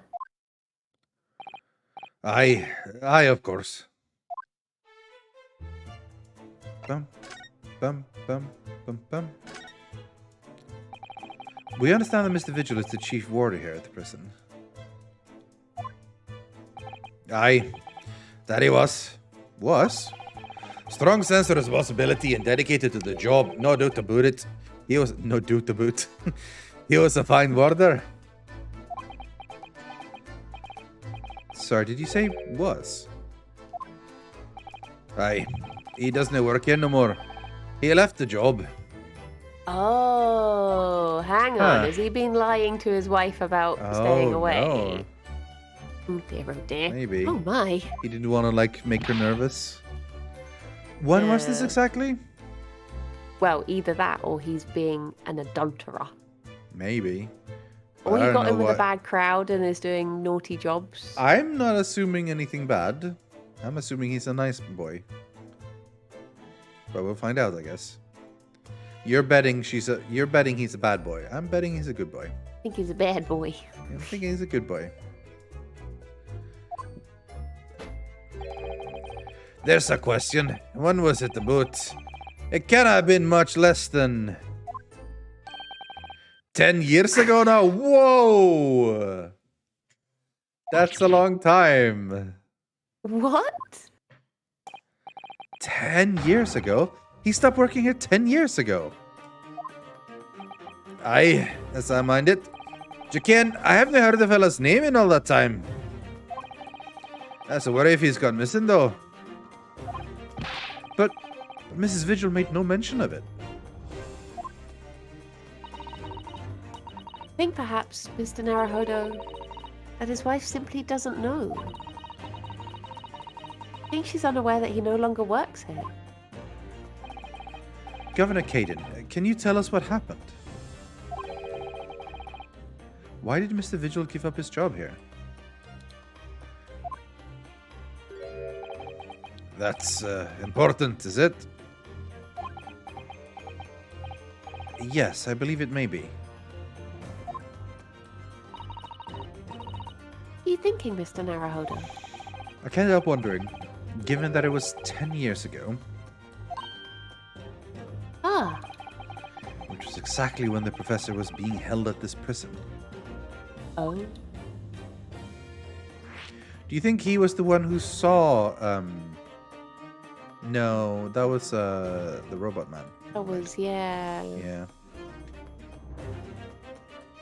But maybe he was involved, maybe, somehow?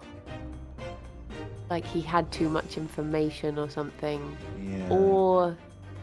I'm betting that he, like, got in with a prisoner and said that he would do something and that he's actually been doing dodgy work all this time.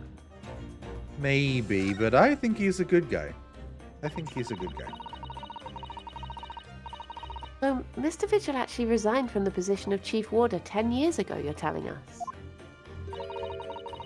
What happened to make him leave the job? In actual fact, he did not leave the job willingly. He had no choice in the matter. He was fired then. You mean he was dismissed?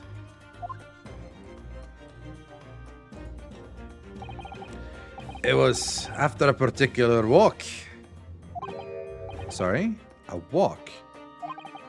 Aye, that's our word for it in here. A walk to the gallows. An execution. It's the job of the chief warder to prepare the gallows tree and oversee any executions, you see. Only Vigil did something unthinkable in that last walk he was manning. What did he do? I'm sorry, but I cannot reveal that information. But I can tell you that it's very rare for a chief warder to be relieved of his post. Have you ever been tempted to just have a mustache? No. I could explain that more, but no. I don't think I would. I don't think I would look good with just a mustache. I think my face looks much worse without a beard in general. For one thing, I actually think I have a fairly nice beard, but I have a really shitty mustache. I have the Kit Harington mustache, where it doesn't quite join together right underneath my nose. I have the anti-Hitler mustache. Like, it's much thinner here right underneath than it is like on the sides. So having it on their own, it just wouldn't look as good, I think. But the beard, I'm fairly happy with. But yeah, the mustache itself is only here to like complete the look, honestly. Because I think shaving the mustache wouldn't look good either. So that only beard, no mustache, I don't think would be good. So It feels like it's such a gamble that, like, when as a beard grower, and you don't know if you're going to be able to have like big old bare beard, or if it's just going to be like just because I have a few friends who they're just like, it just doesn't happen. I can leave it for ages, just doesn't happen. That's the thing. Like, it's genetics like everything else, right? Like, a lot of people would love to have a beard, but they can't grow it. And that's not their fault. It's just genetics. It's, like hair, or like many of the being tall or being short. Sometimes, like, you try to not cut it for a while, and it just comes in looking patchy and bad. So they can't. I'm lucky enough to have be able to grow a pretty damn good beard, you know? I wish my mustache was better, but what am I gonna do? There's nothing I can do. So this is it. You know, that's the part of the genetics that I like, and unlike everything else, basically. But yeah, that's the thing. Not everyone can get a beard. Not everyone can get tall. Not everyone can get whatever, you know? Just wear a fake mustache, like a mustache wig. I mean, they could. The two technical terms, the Kit Harington and the anti-Hitler. Yes, yeah. But why wouldn't Mrs. Vigil know about it? She appears to be under the impression that her husband still works here. I wouldn't have cared anything about that, I'm afraid. Can you perhaps answer one more question about the circumstances of his dismissal? I can't grow any facial hair no matter how much I'd like to, but my genetics is female. Yeah, but some, don't a lot of women get, like, light, fuzzy facial hair anyway? Like, and I think some people... and dark. Yeah, some people even get dark sometimes. Yeah, it's just, genetics are weird. Sometimes you get stuff you don't want, you know? Yeah, peach fuzz, basically, yeah. But also sometimes darker fuzz, I can imagine. I mean, no, they don't, because that's why. What's her chops? What was the thing? What's the get? Is it Aloy that people were Aloy, like? yeah. Why have they done this? Why have they given her hair growth? Features. That's not natural. Ugh. So woke. Like, oh my god. Yeah. Some women shave. I imagine most women shave. I can't imagine why not, right? Or like, well, to a degree, obviously, but yeah. I imagine not everyone needs clean shave like every day or whatever, but yeah. But that's, you know, I think that ultimately, like, if you're comfortable with how you look, then you should be able to wear that, and people just deal with it. And if you feel more comfortable shaving or whatever, then do so and don't feel bad about it. I mean, their faces. I think most... Yeah, then I think most is probably wrong. I don't think most women. But having a beard is nice. It is nice, Kirsty, but it doesn't start nice. You know, like the midpoint of a beard is horrible. Yeah, it's itchy as hell, right? It's honestly, it's kind of the same with, I imagine, with hair. Like when it's really short, it's fine, and then it reaches the point where it's mid. And then it's the worst. Then it gets like itchy and annoying and unruly and the worst. And you just have to deal with it for long enough until it like settles to be large. I used to have much shorter, and then I decided I'm gonna have it way more. And I let it grow out like a ton, and it just looked kind of wild for a while. And then I like trimmed it down a little bit. It actually gave it a bit of a shape, and I'm happy with it now. But yeah. Is it warming in the winter? I assume so. Like, I don't think I'm, like, cold around the chin anymore, so... Stubble itches, but after that it's fine. Well, it's the initial stubble itches, then stubble settles. Then when it grows a little bit longer, it just gets messy and itches as well, and then that settles too. And then once you get past a certain length, it's basically always fine. Obviously, the more you help keep it clean and so on, it helps as well. Though you shouldn't soap it, because soap takes away a lot. You'd have a big old Gandalf beard. It takes Kirsty. A while to yeah, that's Kirsty. Like it takes a while to grow it out even more. Mine used to go like maybe down here, I think, but I've shaved it and shaped it a little bit better. But yeah. In all my life, I've seen my dad without a beard once, and he shaved it off on holiday one year. And we all sort of got used to it because we were seeing him all the time, but he kept on jumping whenever he looked in the mirror because he hadn't got used to it. Yeah. He'd be like, oh, I'm just popping to the loo, and then you just hear like, you're like, it's you. I can't imagine myself without a beard anymore. Like, I remember I grew it out first when I was younger. And it's like, or not grew it out. It was shorter, but it basically like slightly more than stubble. And then I was like, I'm gonna shave it, and I shave it, and I immediately regret it. I'm like, oh god, what have I done? So then I just let it grow out again, and I said, never again.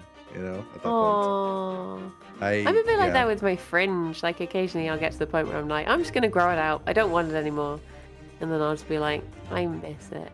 And I cut it back in, I guess. Yeah, I mean, you get used to certain things, and that's what you like, yeah. I mean, when I was a kid, I was clean-shaven. Like, for basically all my school times, I didn't really have much of a beard. It's only when I started getting a little bit older, I started at least getting in the stubble and keeping that basic look, but yeah. Now, this is my look. That's what I look like, and I tend to keep it for long as possible. At a certain point, I will eventually start getting bald. I'm gonna shave everything off. I'm gonna be bald with a beard. That's what I'm gonna get eventually. I already want to have short hair and a beard, but eventually, once I start balding, it's all gonna go off. Gonna be bald and beard. Gonna be Kratos from God of War. Bald beard and boy. yes, that'll be it. The triple whammy. Indeed. And what would that be, Hen? I think I said that already, but I'll say it again. That last execution. That Mr. Vigil was execution. That Mr. Vigil was responsible for overseeing. Was it by any chance the professors? My thoughts exactly. Oh, because I guess it didn't. Because it didn't properly happen, yeah. Yeah. You tapped out. It won't let me click it. Yeah. Oh, sorry. I didn't realize it was going to ruin it for you. Yeah. Hey. Yeah.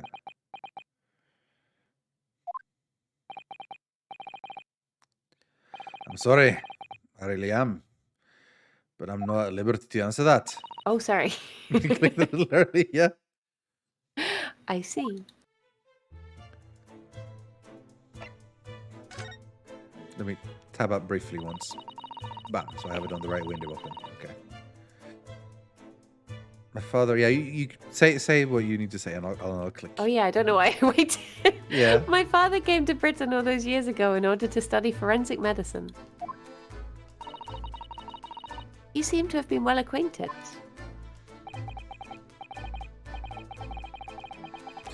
The dead room, the prison, and the cemetery have a lot to do with one another.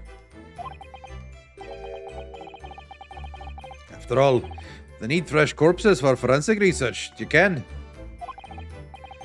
Yes, I can imagine. The advancement of medical science isn't always particularly palatable. Your father worked in the laboratory just on the far side of the graveyard. In the basement of St. Sinner's. It's still in use today. St. Sinner's. That's come up before, I'm sure. Isn't that where like the scythe was? Or no? Maybe not? I don't know. I think so. Yeah, because that is where the forensics team was. Okay. That's right. We've been there. Megatoba and I used to ride a carriage together and negotiate terms. Yeah, he does it like he's got bars. Yeah. His coat, and he's got little bars there. As well. Yeah, just the prison design. His belt buckle as well, bars. Oh yeah. Yeah. Hell, arguably even the 2 lines on his tie, but maybe that's stretching it. For more fresh material, I suppose. Aye. And we used to sit in here for hours and gab on about the section. It takes me back. Over a pot of tea and a plate of cuff biscuits, of course. How charming.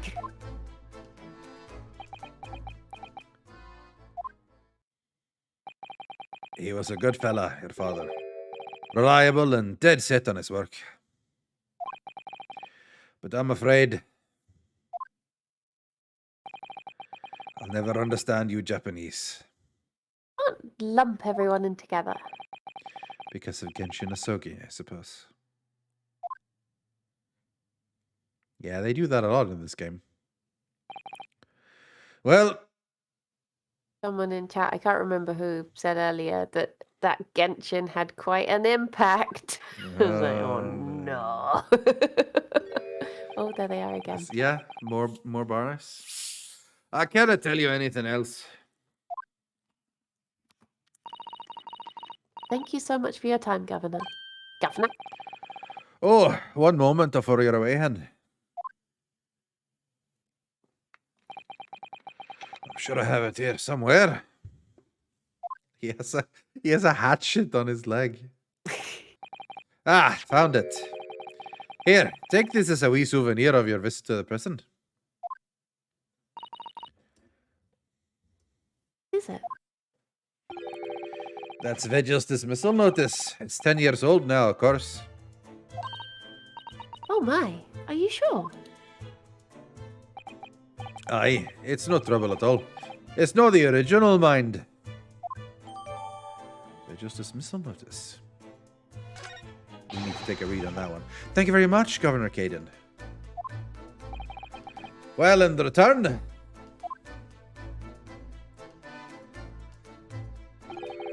do me a favor and never come back here. The case is closed.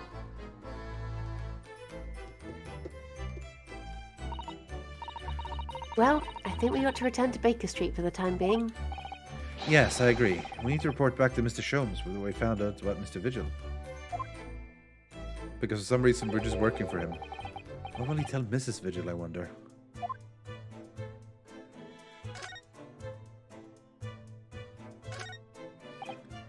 Ah, look. We have an opportunity here now while the governor's away. Mr. Naruhodo, you could be imprisoned if you were caught. That's a good point. Perhaps not then. I think it's going to say that for everything we try to investigate, probably. I want to let the bird Yeah. You're into... Oh, no. Okay. Shall we? I wanted to take a look at the report, yeah. Oh, we can look at this. Yeah, and that too. Ah, yes, I can definitely see what it says. Mr. Mikitoba has wonderful handwriting, doesn't he? This dark-suited young man is not in the least bit untrustworthy. Aww. Is it just me, or does that make me sound extremely untrustworthy? I wish at least call you a nice young man. I'm really not sure that would help. How are you about reading cursive? I'm honestly quite bad at it, to be honest. Whenever, like... Yeah... This happens a lot in D&D, often. It's like, they're like, ah, this is the letter you found, and it's written in fancy cursive. And I'm like, oh, here we go. I start to have to, like, closely look, like, rather than just, like, read it easily. Looks like this is some sort of steamship ticket. The SS Grouse, first class cabin, 001. Yokohama departure, 11th September, London arrival, 1st November. Ah, that's the boat that Professor Mikitoba and Judge Jigoku came on from Japan, isn't it? You'd have just taken a bit of the newspaper. Well, it's harder to write on a piece of newspaper, I guess. Less blank spaces. Yes, I think it called at Dunkirk on the north coast of France for a night before finally arriving in Why Dover. is it called Dunkirk and not Dunkirk? I don't know. Yeah, me either. I don't understand sometimes. I think it's been almost a year since we arrived in Dover on the SS Buria. Seems a shame not to keep your ticket as a memento of your trip, don't you think? Yes, I agree. I have mine safely in my diary. And I keep mine in my wallet, so I have it with me at all times. Oh, well, how strange. Where could it have gone? You like this on purpose, Mr. Naruhodo. Did I imagine that there was that comment accompanied by a little sigh?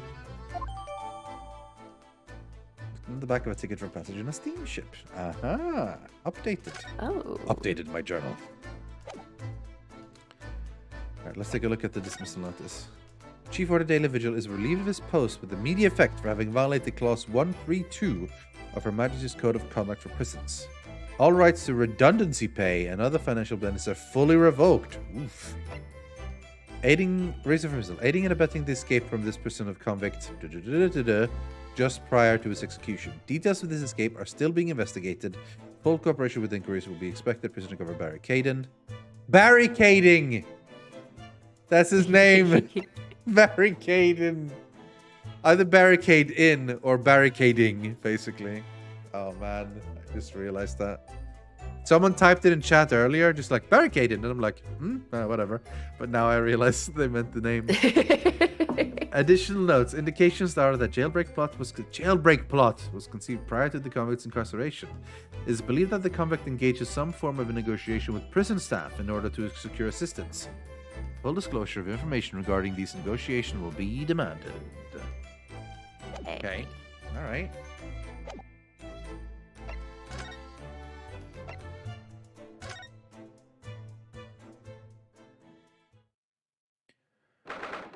First November.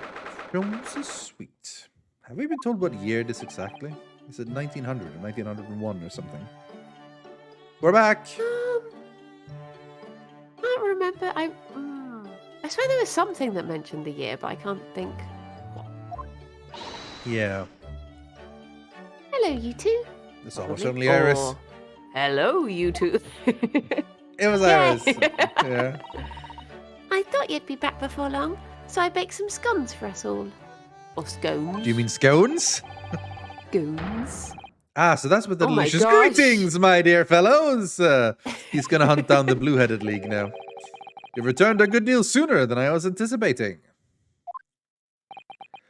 Hello, Mr. Sholmes. Hello, Mr. Sholmes. Say nothing. Your thoughts are written all over your faces in any case. It turns out that it may have been advisable to test my hair color restoration tonic before application. Yeah, well, maybe, yeah. Oh, my. Pray, tell me, what of our warder friend? Have you garnered some new information? Well, he did do his eyebrows, but apparently he doesn't dye his hair. He just drinks something and it changes all of his hair. Yeah. Yeah, so it's not dyed. He just drinks something that changes all of his hair, which also assumes the rest of his body hair is also now that thing.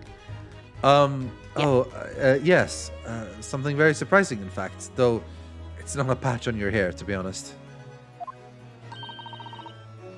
It most certainly isn't. But still, we discovered that. Sholmes. It's Gina. Drop everything, Sholmes. This is more important. Gina? I can't Adam and Eve it. Sniff loud enough for the mic to pick it up. Yeah. Yeah, it's hard. It's hard. What's happened? Clearly a very grave matter indeed. For Miss Lestrade made no mention of my hair whatsoever.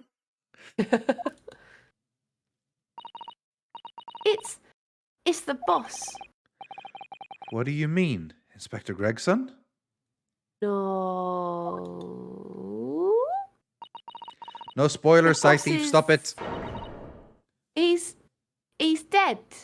No, Gregson. What? Yeah, dead or holiday dead? He's on holiday. He's on holiday. They just found his body, shot with a pistol. What? But Inspector Gregson? He was murdered? No, not Gregsy. Come in, my dear girl. Tell us the whole story. No more fish and chips, man. Yeah. Sniff, sniff.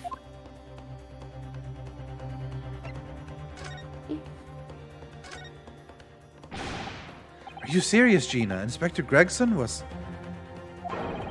He was really shot? I don't know much about what happened myself yet. They're still there, investigating the scene. Where did this take place? A little rented room in a building full of flats on Fresno Street. The outskirts of town, nowhere near his home. He was perhaps investigating a case, then. The thing is, no one at the yard knows nothing about no case around there. Oh, how strange. The boss was... He was so good to me. I know I ain't up to much yet, but one day I was going to show him. I was going to show him I'll become a proper detective. Oh, Gina. Oh, Ginny. She's really sad. Yes. So, who did this? Do you have any idea who the culprit is? They got him already. Already? They've caught the shooter so soon? A witness reported something was going on, and the boys got straight down there and took care of him. Who? What awful person did this? I bet it was Kazma. Daily Vigil. Okay. I still can't believe it myself. Huh? It's Van Zieks. It was Aha! the Reaper. Oh.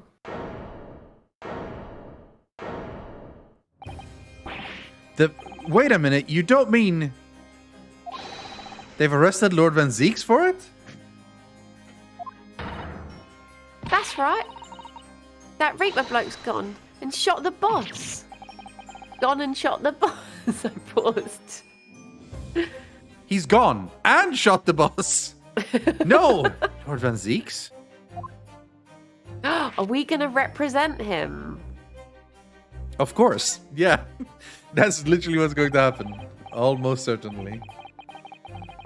Because imagine a case like this happens and we're like, well, we'll let someone else handle it. We can do our own thing. Anyway, let's get back to finding this Vigil guy. Yeah, exactly. Yeah. Are you quite sure, Miss Lestrade? It's Barak Van Zieks the police have arrested? I saw him with my own eyes in the interview room at the yard. Don't believe it. But there were witnesses, and they're all saying it was him. So you mean there were actual multiple witnesses? They heard the gunshot apparently. And when our lot got to the scene, there was only the boss and that Reaper bloke in the room. But there's no way Lord Van Zieks would have taken Gregson's life. I just don't believe it. I don't believe it either.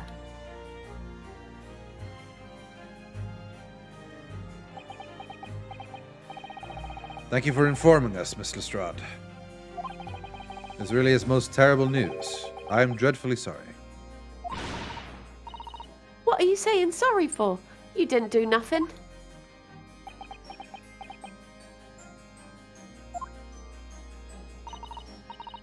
Well, anyway, I'm taking a cab over to the scene right now.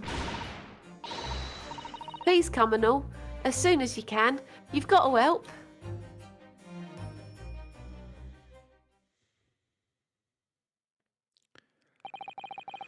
It's a detective's lot to appear whenever there is some sinister plot has unfolded. Little wonder we all look haggard. Sometimes these things are almost too much for the nerves. Mr. Sholmes. What use is there being a great detective if I failed to see something like this coming, How could I let this happen to Gregson? To Gregson?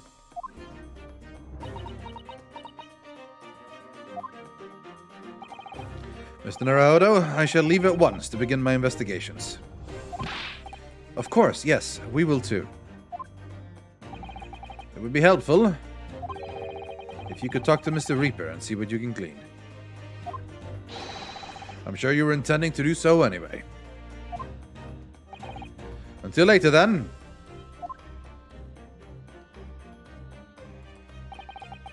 Inspector Gregson, dead. Lord Van Zieks arrested. Bruno, Susie, I've called you a handsome. It's waiting outside. Well, you're handsome too. Wait, no. Thanks, Iris. Shall we, Mrs. Sato?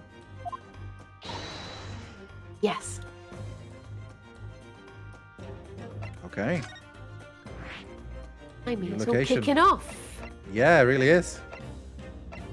Oh, wait, so we can go to both. Yeah. But it says at once. Yeah. Well, we were supposed to go talk to Lord Van Zeeks, right? That was what we were told to do. That says at once. Yeah, that's true. Let's say it once. He's just chilling in there. No big deal. First remember, local prison, cell 1. There he is. Lord Van Zeeks behind bars. Oh, it's true. He really was arrested. He's sitting with his back to the wall, reading something. I don't think he's noticed us. Lord Van Zeeks?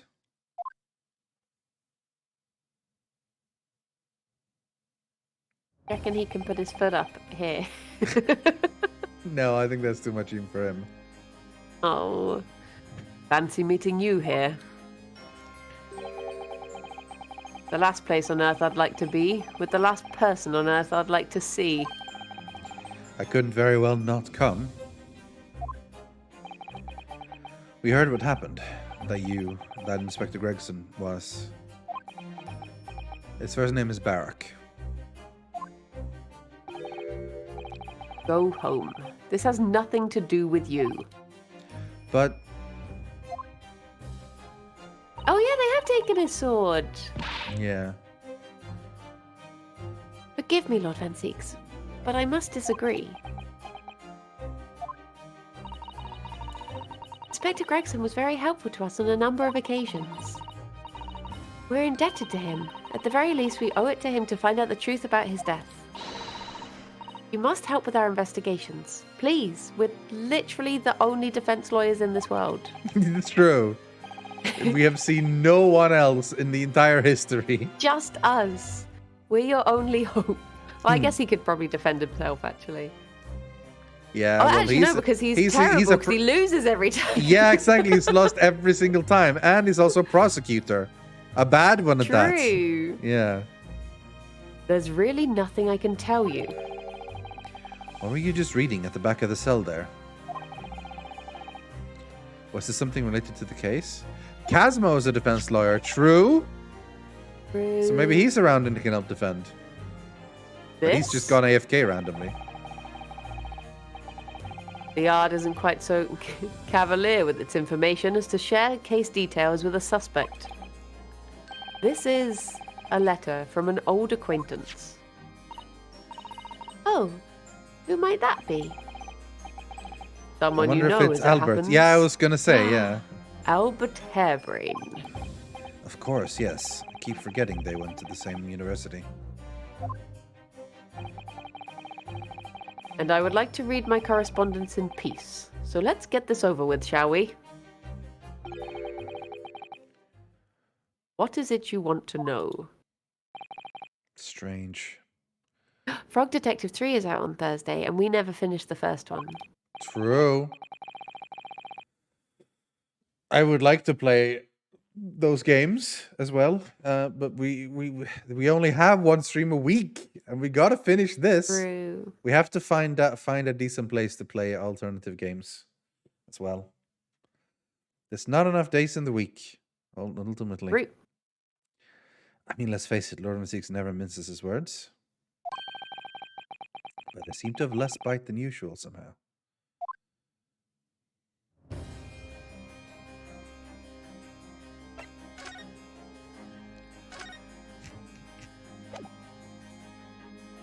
We're lawyers! To see it. I think you know that this is worn by people in my country to show they're defense lawyers, don't you? And I think you know that I believe you to be merely playing at lawyercraft initially. But it would seem your armband may actually imply some dormant talent after all. Oh really? You think so? Nice! Well, yeah, you think so that maybe we have some dormant talent. If we kicked your ass like 8 times in a row, maybe we're good at this? Maybe? Love and Seeks, do you mean... Us. No. Fuck him. He's so... Let's hope you wake up. We've kicked your ass 8 times in a row. I won't say effortlessly, but we absolutely did it. You've Let's hope you lost wake to up us soon. every time. And you're like, maybe you'll be good once. Get wrecked. So I was daydreaming. I almost thought I got a compliment there. Oh, okay. That was all I wanted to do. Okay, let's talk It's to the you. important bits. Can you at least tell us your side of the story, Lord Van Six? What happened?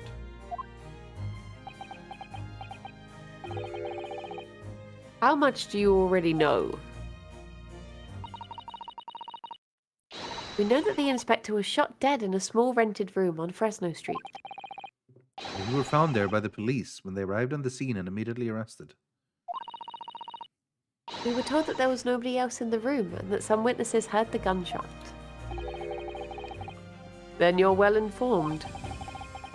And there's really nothing I can add. Yes, you can. You can say if you did it or not. The truth is, I don't know what happened myself. All right, well, fine. But the gunshot.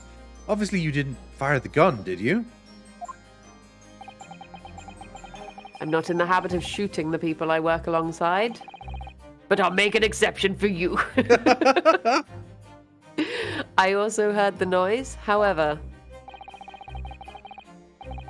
before I had a chance to investigate, I was apprehended by the arriving officers. So he doesn't actually know what happened. How quickly did they get there? Yeah. If he heard the 'cause that was- gunshot, walked into the room, someone had a time to call the police, and then the police also walked See, that's into that's getting suspicious. Like someone was already there, ready. You know. Also, Yeah. do they have no murder weapon then? Like if he didn't have the gun, so Yeah. If I might ask, what were you doing in that place to begin with? I don't need to answer that. Why not? Why not? Quiet Contempt just said, I heard the gunshot and I noticed I was holding a gun. That's when I became suspicious. Yes, I had my suspicions. Once I noticed that I had personally fired it, I was a little bit. Yeah. I don't need to answer that. But Oh, why not though? after all, you're not representing me. He's going to need a lawyer though.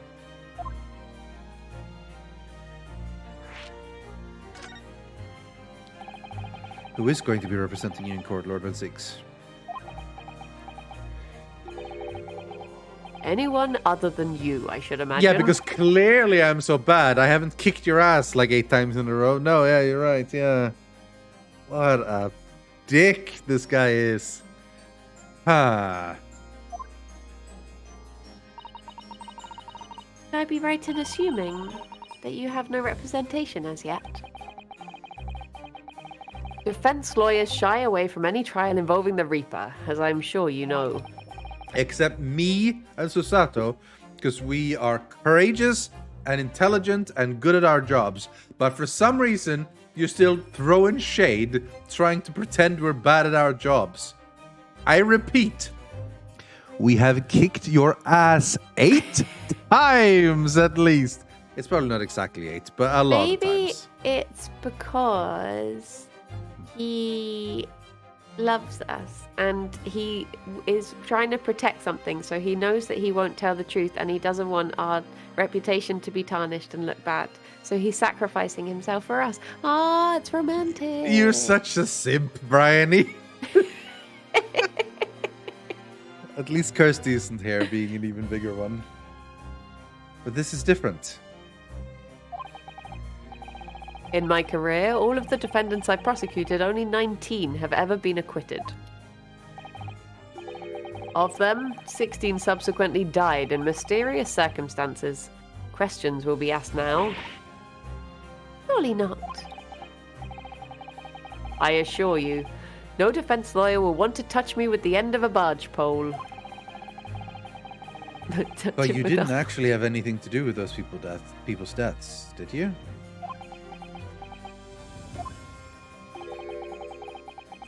It's been 10 years now that I've been known as the Reaper of the Bailey. Okay, that's who's been doing the murders. It's Daily Vigil. He's a murder boy. Reaper of the Daily Yeah.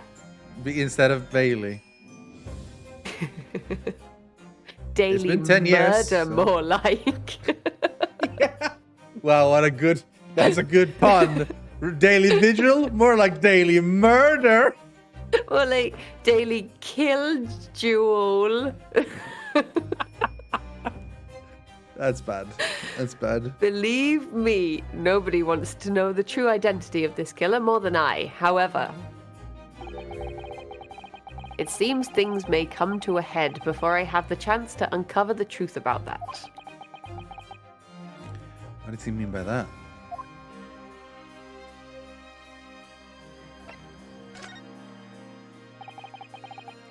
After the trial, Professor Harebrain was supposed to go straight back to Germany, I thought.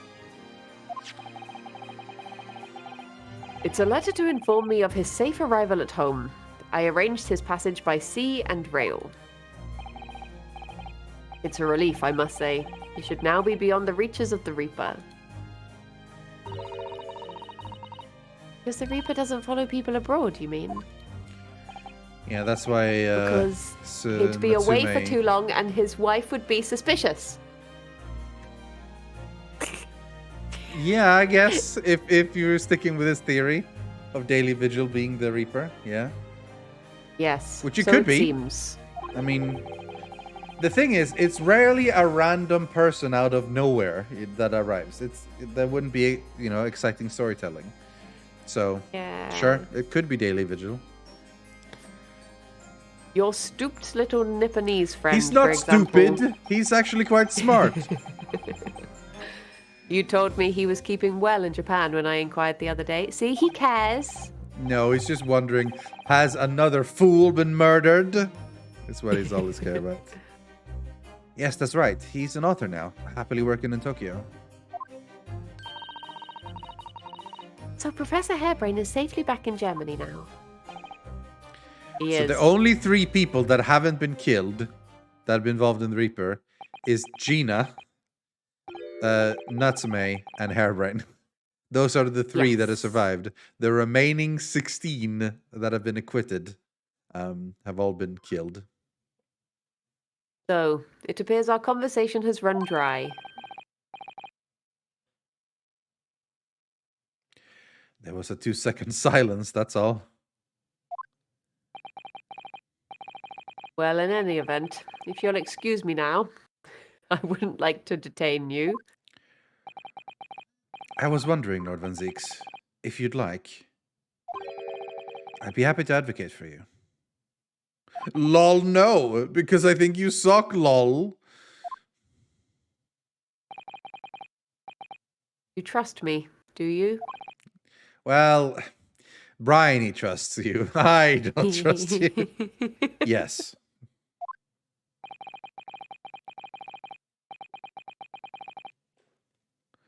I've heard you speak many times in court. I've seen how you treat people. So I'm quite sure that you would never have taken another's life. Aww. It's just my feelings can't be used as evidence in court of law, sadly. You may be an asshole. You may be needlessly harsh. And you may be a racist. But I don't think you're a murderer. It's a very gracious offer. However, I trust no one. What? Not the police, not the judiciary, and not you Nipponese. He doesn't mean it. He's just upset. No, he says this when he's happy too, Briony. My God. We can change him. We cannot change him. Some people don't deserve to be changed. But please. But please. I have no intention of engaging. Complete change of subject. But please.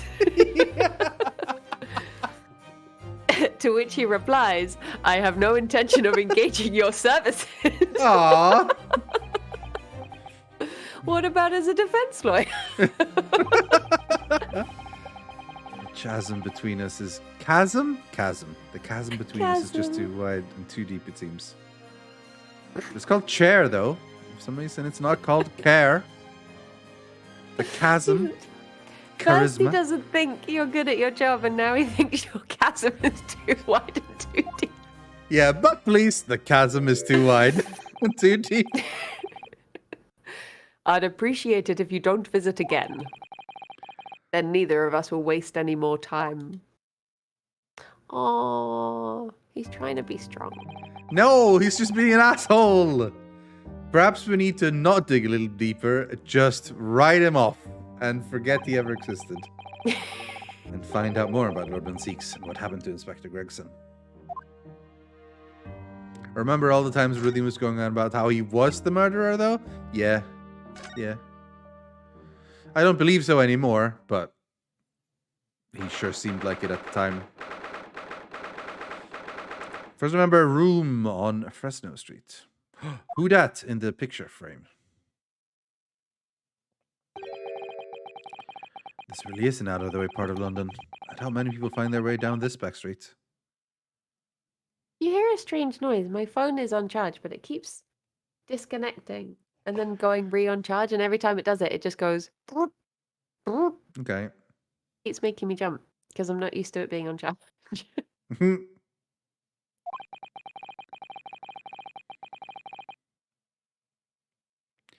So this dust-ridden, rented old room is where it happened then.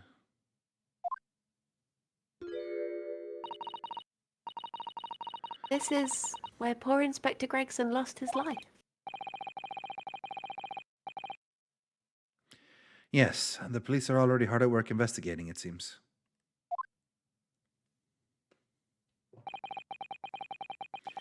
I don't see Mr. Sholmes anywhere, though. Perhaps his investigations have taken him elsewhere. What is that on the... What is... you don't see my mouse moving, wig? do you? But yeah, is that a wig? But do you reckon he was like... Because you got this board here and you got the wig. Do you reckon he was here to like undercoverly investigate The someone? Red-Headed League? Oh, yes! Yeah. I've literally already forgotten about that part. Of the Yeah, story. red wig, yeah. Yeah, there must be some goings on, and he was trying to investigate it. And I don't know. Why are the candles? Why was he burning one? I guess it makes sense to burn one at a time, actually. Maybe. Too expensive to be lighting all three. Well, you know the Christmas thing.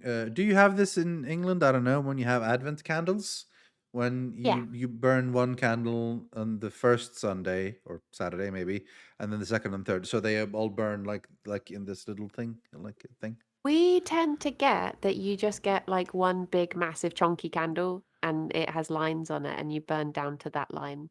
Oh, so day. we get like 4 candles, right? And then the 4 first candles? 4 Candles candles. for forks.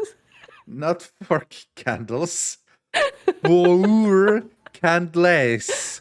4 candles. And not 4 candles. Where you burn the first one for a bit, and then like during that week, and then the next week you burn the first 2, and the next week the first 3. So you get this little wave of like, so the first candle will be much lower than the 4th one, but eventually like they all get burned basically. And it's called the first Advent, second Advent, third Advent, and 4th Advent during the month of December. I have said this line already. Oi, what you think you're doing there? Every one of them drawers has got to be taken right out so you can look underneath and all. I want the space above this ceiling checked, and don't forget to look inside the chimney stack too.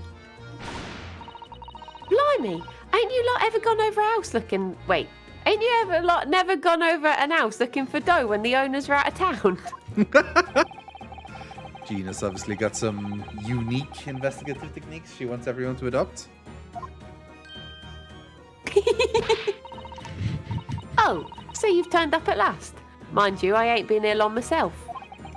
Hello again, Gina. Jones has only just left. You're lucky you missed that. He went prancing around in here, pointing at stuff and flicking that out of his, and he's just scarpered. Oh, he's finished investigating already, you mean? Yeah, he didn't stop to say nothing to no one, not even me. Gina, would you mind if we investigated too?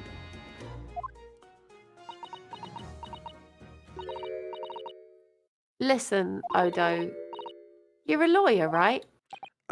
Yes? Why? Well, you're not thinking of trying to help that Reaper bloke, are you?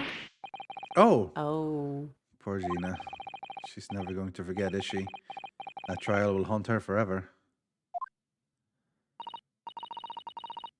Gina, if you don't mind me saying, Lord Van Zeeks really is responsible for this crime. He will be duly and fairly judged in court.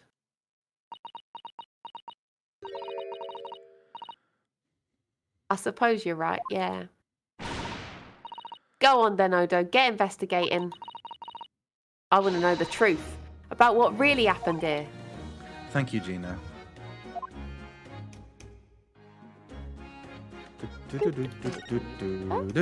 Oh. Gina, what was Inspector Gregson doing here in the first place? That's what I want to know. It's what, half a year since I got out of the clink. That's when I decided to give up my diving and become a detective instead. Oh yes, Mr. Sholmes twisted the inspector's arm to agree to take you on as an apprentice, didn't he? Something like that, I think. Anyway, the point is, I didn't really know much about the boss till then. But it turns out, he's a bit of a legend at the yard. Goodness, really? They say he's managed to solve some really tricky case, just like that. He did? Yep.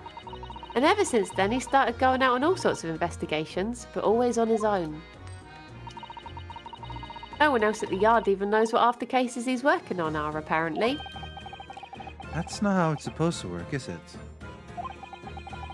So what was the legendary inspector doing in a dingy little room like this? I know he had a lot of respect for the Reaper and all, and look where that landed him. Respect for the Reaper? In what way? I heard him say as much. I take my hat off to that fella, were his words. Not how the general public feels, is it? Most people are terrified of the Reaper. Yeah, the boss said that's exactly why he respected the bloke. I didn't realize Gregson held the Reaper in quite such a high regard. He said something else to me and all. That I didn't need to worry about the Reaper, because he only goes after people what are bad. It did kind of set my mind at ease when he said that. Right. I wonder how much Gregson knew about the Reaper. Like if they were like connected or anything. What is this place then? Does anyone live here? Apparently it's been rented by some cove called Hugh Boone. Hugh Boone. Hugh Boone. Boone Hugh. Hugh Moon. Boo Hugh. I don't know. Sounds kind of just like a name. Hugh Boone.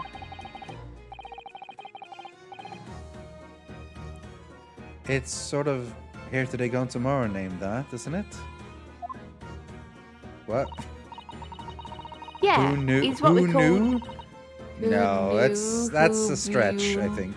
Huge Bone. Huge bone. Yeah. He's what we call an unidentified person. We haven't been able to get in touch with him. I see. Well, judging from appearances, it's a Sherlock Holmes name. I mean, if it is, fair enough. Because that's usually the game. Either it's a Sherlock Holmes name or it's a pun.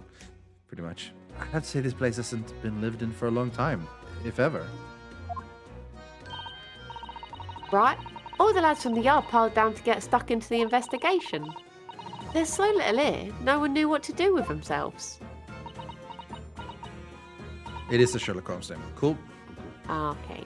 I do wonder. Yes, Mrs. Otto? Well, could it be that this Hugh Boone Hugh Boone? is in fact Inspector Gregson himself? What? How could that be?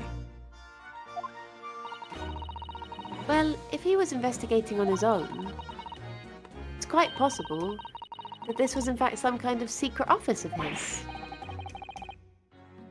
I never considered that. even. Nice work, Suze. We're actually following a line of inquiry like that ourselves. You are? If you look around the room, you'll see there's a few things that int at it. We should really investigate this place in detail. Int it. it. Who needs consonants? See, that's where the poor inspector was found. Over there. Held up. With the wig. That's right. They said it was a single bullet what did him in. Apparently the bullet went right through him and struck that candle tree on the wall. Oh, so he wasn't burning them individually. Huh. Oh, wait, was so that one wasn't hit and then got hit by a bullet? So only 2 of them were being burnt down? Okay, yeah. Oh yes, it's blown one of the candles apart completely.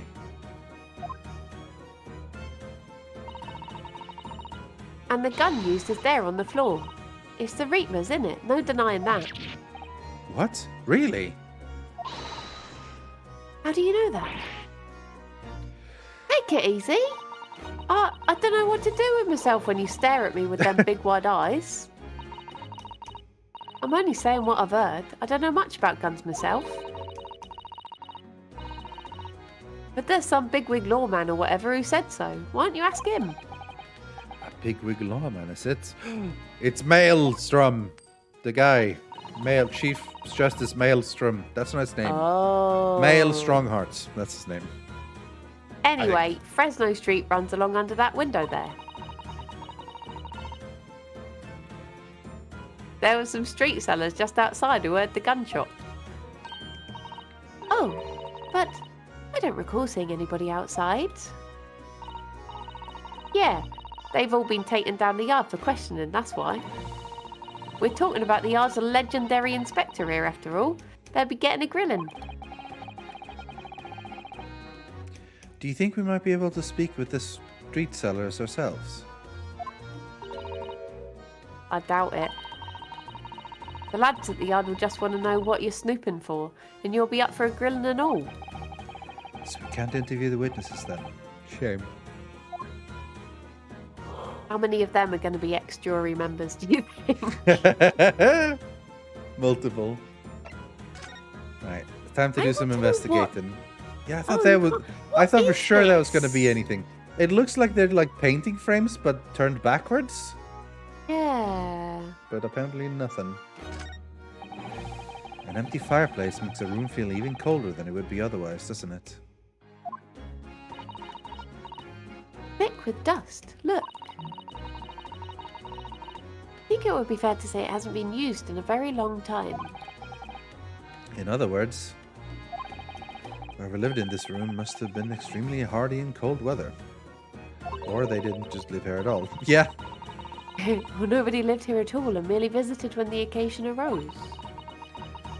Wouldn't like to say which is more likely. No, that's right. It's one or the other.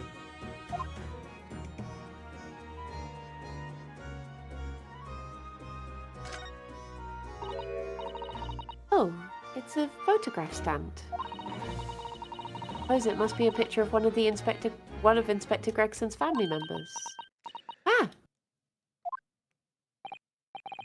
What's the matter? Your eyes look like they're about to pop out of your head. They are. Look, Mr. Naruhodo, quickly.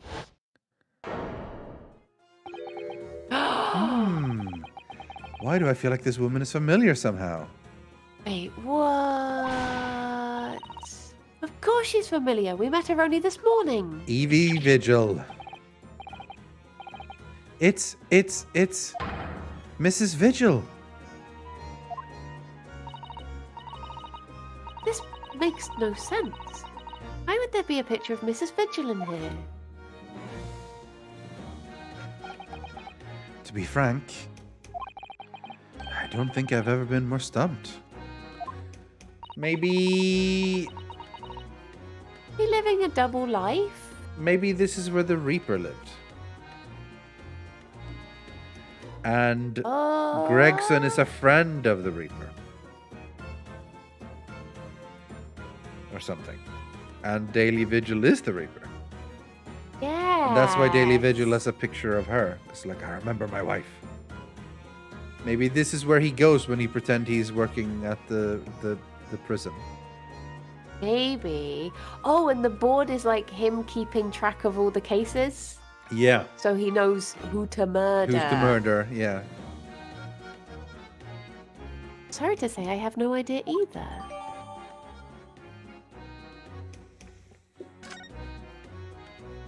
Do we have a... It's just a we magnifying can't. glass, I guess, yeah. You always like zooming in on their face.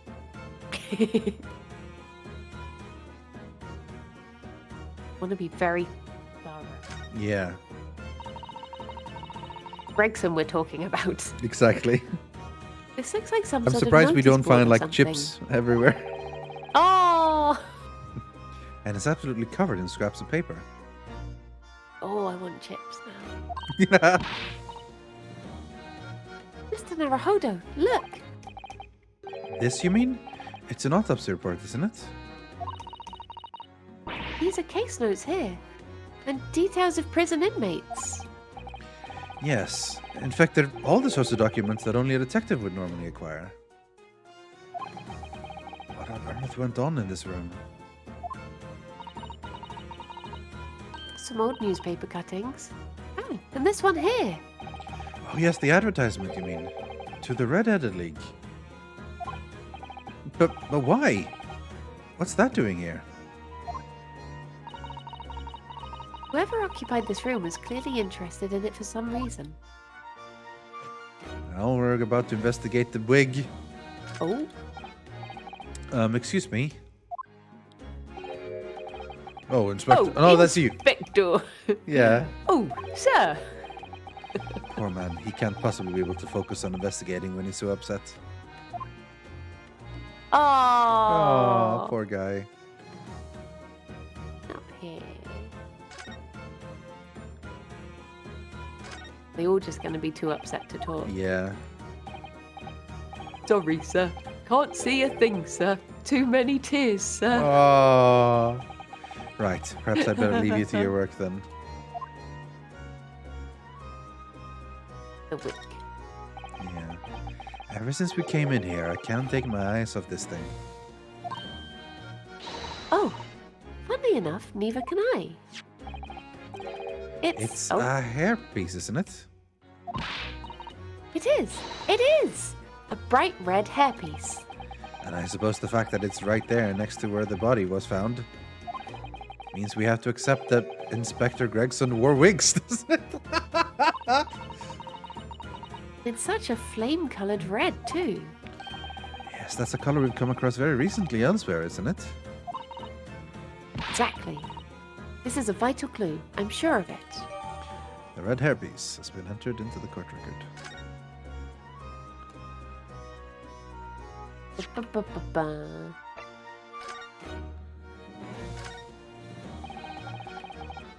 Oh.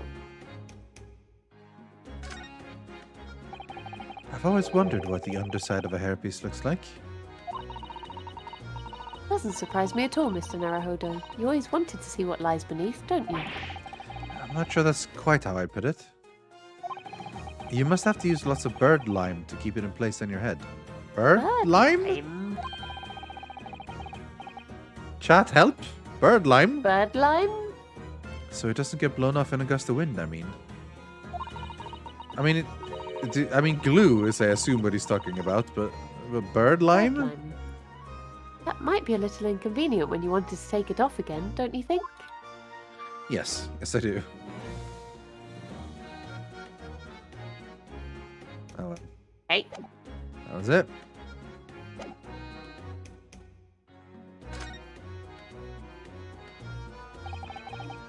So I suppose this is where the victim... Right. The rope... Oh, it's rope, not chalk. Hmm. The rope is laid around the body to show exactly how it was found. Or Inspector Gregson himself has already been taken away. That would probably be under Dr. Scythe's scalpel by now, if not for what happened last week. From the shape of the rope. I hear that the inspector was curled up in a ball. Oh.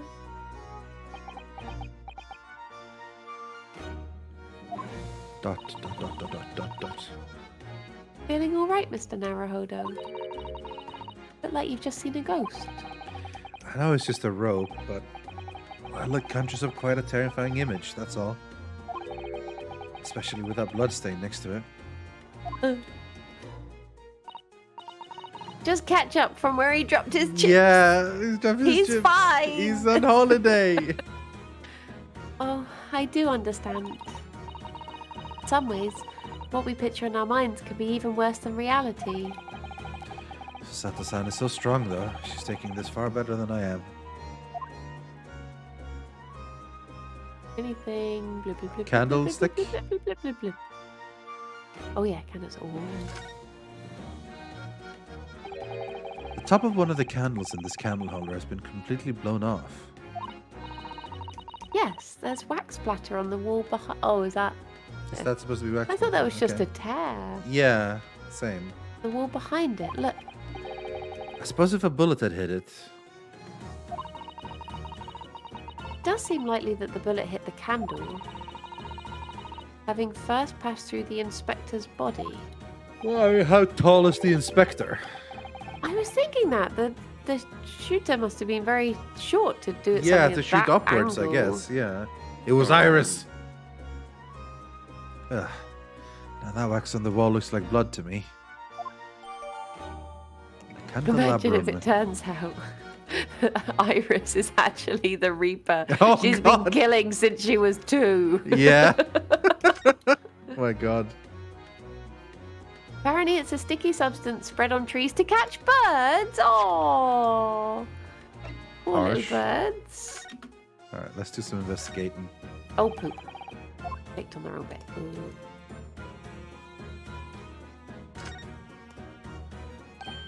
Ah, there are some black marks here, look. Yes, they look like some sort of scorch marks. So perhaps the bullet struck the candle here, do you think? It's only on this one candle that's been cracked in half, it seems. Yes, I think you might be right. Firearms are rarely used by criminals in Japan. I'm afraid I'm not particularly knowledgeable about them.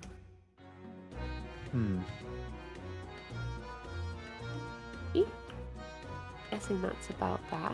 Yeah, I guess so. The gun. This is presumably the murder weapon then.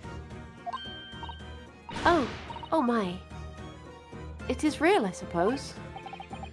I think so. Isn't Iris 10 years old? So she's been doing this since she was 0. It's Maggie Simpson all over again. Yeah, exactly. But she just got the taste for it and carried Yeah, on. and she kept going. Guns are so rare in Japan, I really know very little about them. What am I to know for sure, Mr. Naruhodo? Fire a shot. No. If I did that, I'd be looking for a skilled lawyer to represent me in court. Slightly safer to just ask someone who might know, I think. The killer's revolver. Alright, let's investigate it if we can.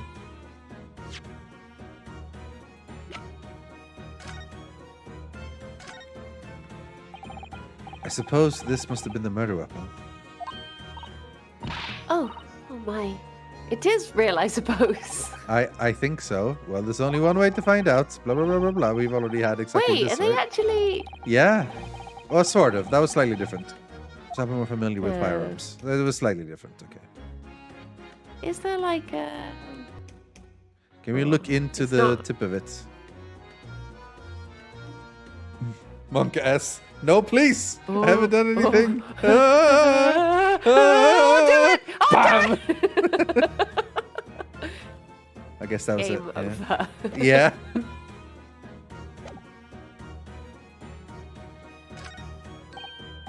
Oh, what's this? You would appear to be a little model policeman. It's rather charming, isn't it? In a way. Seeing as it's on the floor here, do you think it belonged to Inspector Gregson? little hard to imagine Lord Van Seek's playing with something like this. It's only about 8 centimeters tall. Could have fallen out of someone's pocket, I suppose. I think we should record it as evidence, just in case. Yes, I agree. It is rather delightful, after all, in a way. The policeman figurine has been entered into the court record. Let's investigate. Such a strange collection of... Oh. I get excited because it flashes slightly like blue, and I'm like, ooh. It is a toy like one a child would play with. The helmet of this charming policeman appears to be a little worse for wear. I'm not convinced about the charming part, but yes, you're right. The head part looks like it's been fairly heavily manhandled. Almost as if somebody has enjoyed twisting it around and around for fun. Shall we try twisting it around and around too? For fun. Oh shit! Ah, what's that? It appears to be some sort of key. But it's tiny though. Could be a key for a door, not at that size. So what is it for, I wonder? Interesting. It's the murderer. That explains the low angle. Yeah. This is the murderer himself. This looks like some sort of key. Yes, it does. Very tiny and simple key. What's a little key doing inside a figurine of a policeman in the first place? I don't know. What's a little key doing inside a figurine of a policeman in the first place with you? Bam, bam, bam. Carry on. Not sure about that one. And what's it for? Spent too much time with Tom Hazel. What's up, Doug? I think that's everything. Yeah.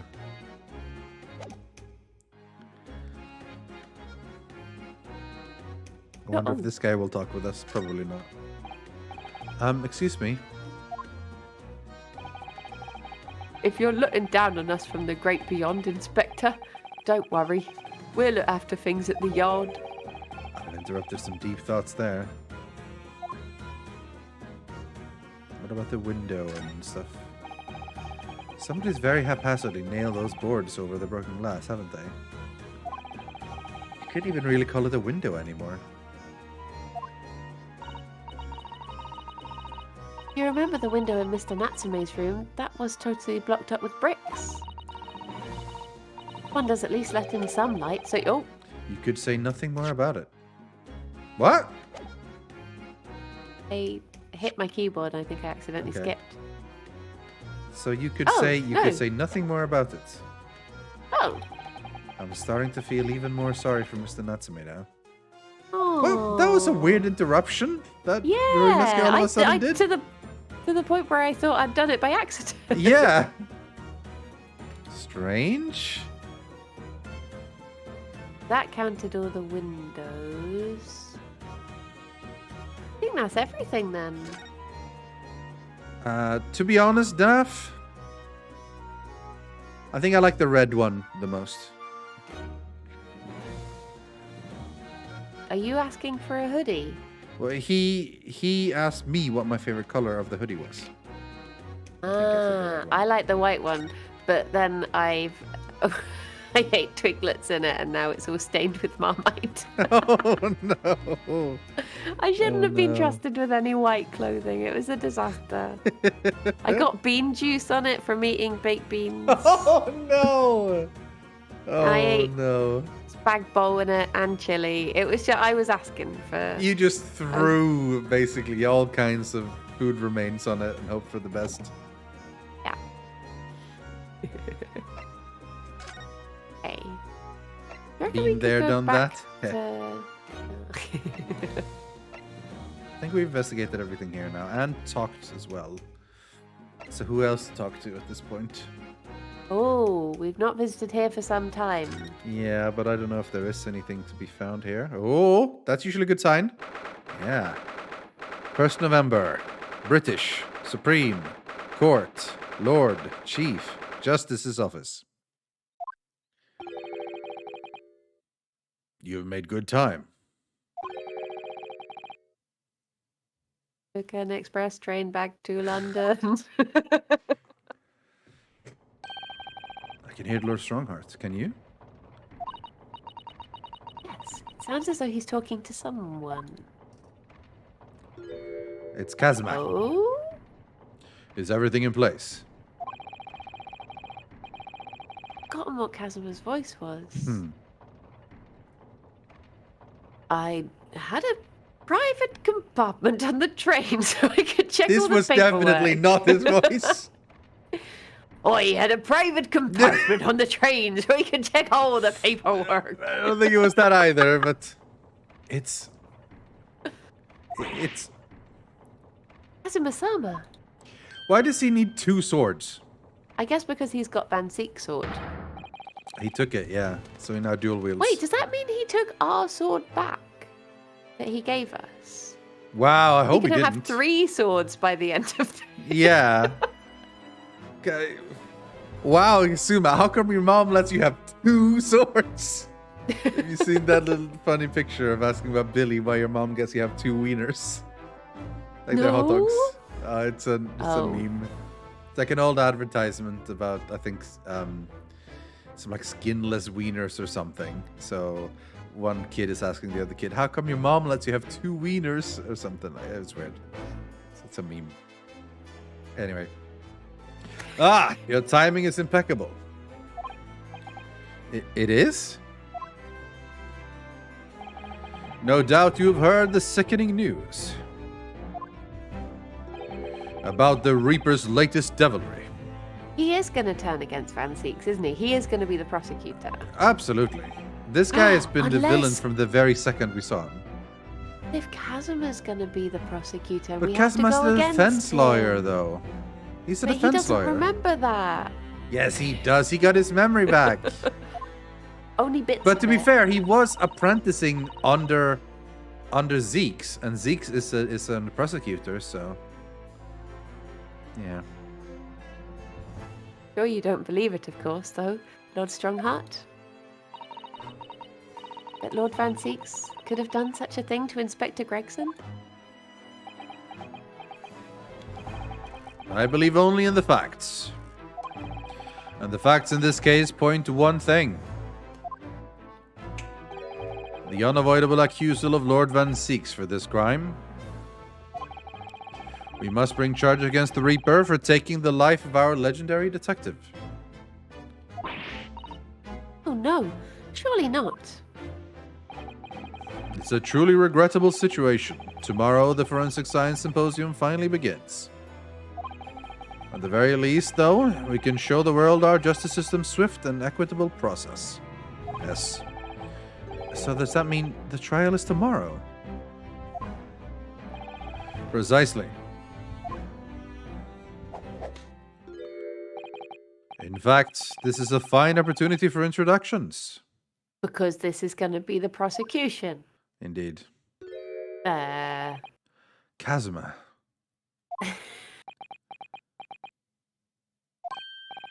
But of course, you're already acquainted, aren't you? Yeah, I don't know why he's a villain now. I don't know why he's a villain at all. Like, what is this? Why are you this person now? You've stolen Van Zeek's sword and my sword. Well, that I took from you originally. Why are you a bad guy now? Why are you so mysterious? Why are you walking away? You get to take more swords. More swords. Just take all the swords, I guess. We don't get to keep any. You get all the swords, sword thief. Going to be coming in tomorrow, like the Game of Thrones throne. The throne, yeah, exactly. Mr. Asogi here will be present at tomorrow's proceedings. Leading the prosecution. Yeah. Wait. What? Suma? As I'm sure you're aware, he's a very capable practitioner of law. Kazuma-sama, a prosecutor? And he's just standing there quiet. You mysterious bastard. Working with your long-term private conspiracy theories. I had to act like a prosecutor for the greater good. Just tell us. Just tell us you can trust us. And he doesn't blow in the wind anymore. I know, he's lost all his powers. Yeah, he's evil now. He's evil. I'm sure you can imagine that tomorrow's trial will be closely followed all over London. In fact, no, people all over the Empire will be watching closely to see how it unfolds. There's no salvation for anyone in a trial prosecuted by the Reaper of the Bailey. And now, the Reaper himself must stand in the dock. Quite so. The public want answers about the Reaper. Answers about how and why those who escaped conviction subsequently died mysterious deaths. Lord Van Zieks firmly denies any involvement in such matters. And there have been thorough investigations that have proven him to be innocent. That's certainly true. Or it has been, at least, until now. Ah. No, tomorrow's trial will mark the start of a new chapter in our country's great judicial history.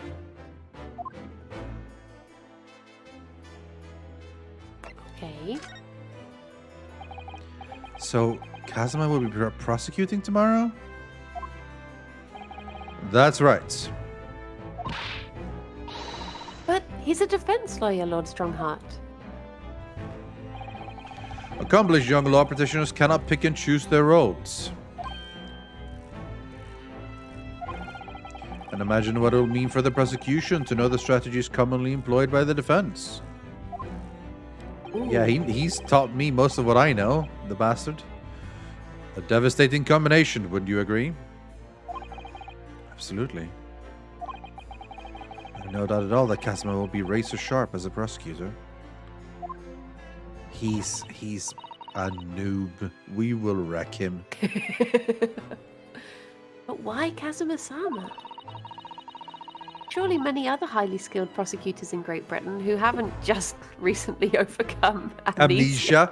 And who didn't just used to be defense lawyer, and who isn't Japanese as well. Like, is the English public gonna be happy with two Easterners doing the lawyering? Like, you know, is that son of a murderer? Yeah, that too.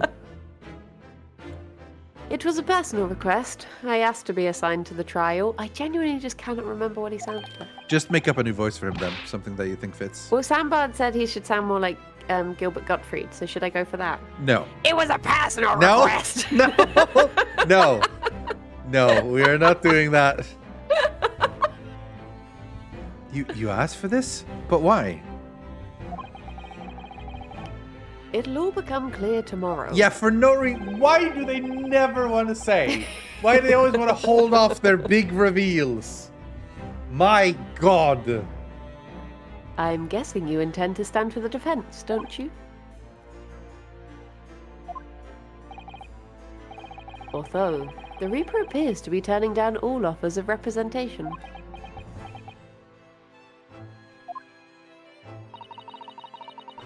I'm surprised such a personal request would have been upheld. Seems unprecedented. Quite exceptional, in fact. You are quite right, Miss Mikotoba. Tomorrow's trial will be unprecedented and exceptional in every way.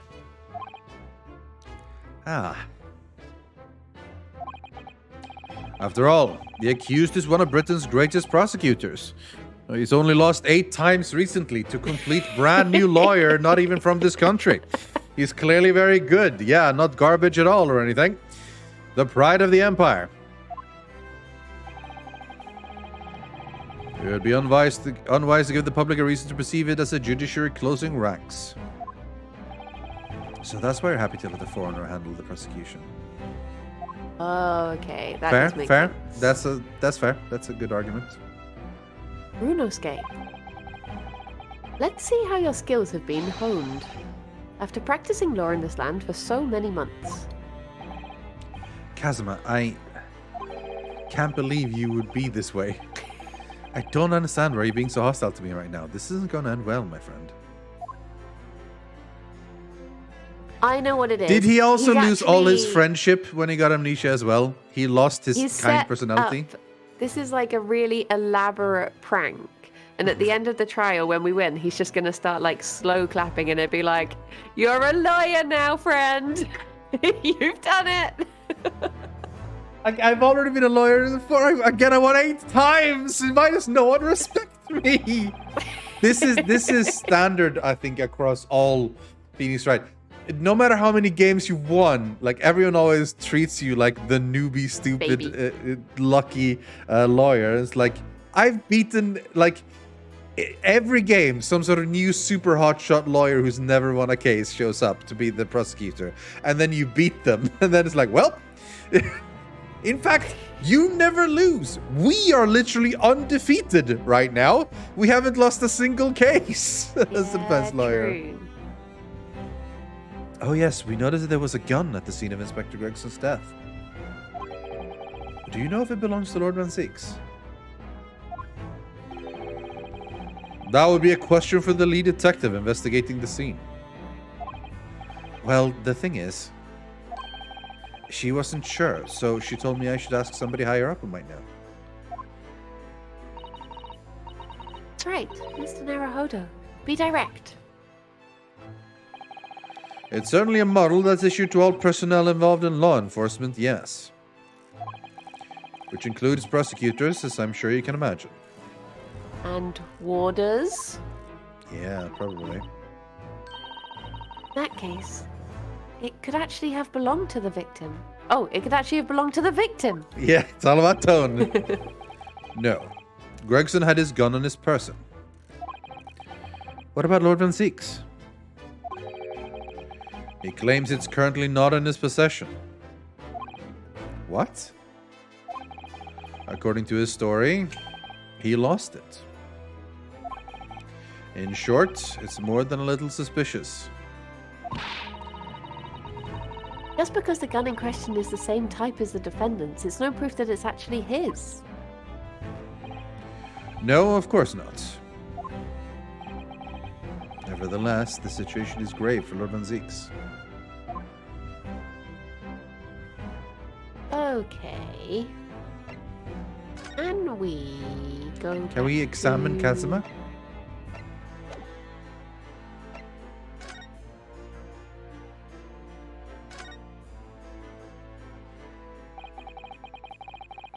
I'm sorry for all the worry I've caused you, but it'll be all right now. Has your memory completely returned? Yes, completely. I remember everything. Including what I was coming here to do. Right. Kazuma-sama, I can't tell you how happy I am to see you alive and well like this. But how did you come to be here in London when you were suffering from amnesia? It was the voice. This past year, I've been hearing it in my head constantly, saying the same thing over and over. Go to London. That's where your destiny awaits. It was that voice that guided me here to London. I'm so sorry for what happened.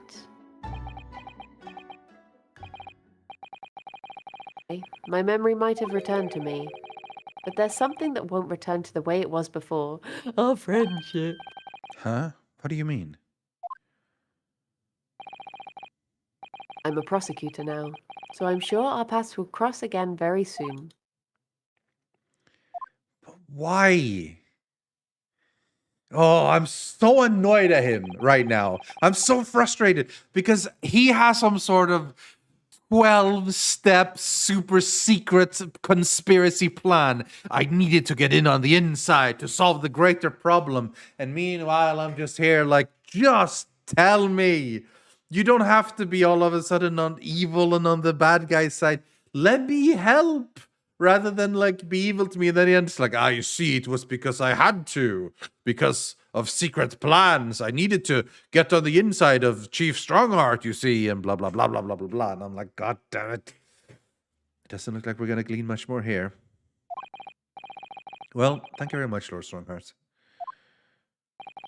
Remember, tomorrow's trial will go down in our empire's history. There's much you could learn from the public gallery.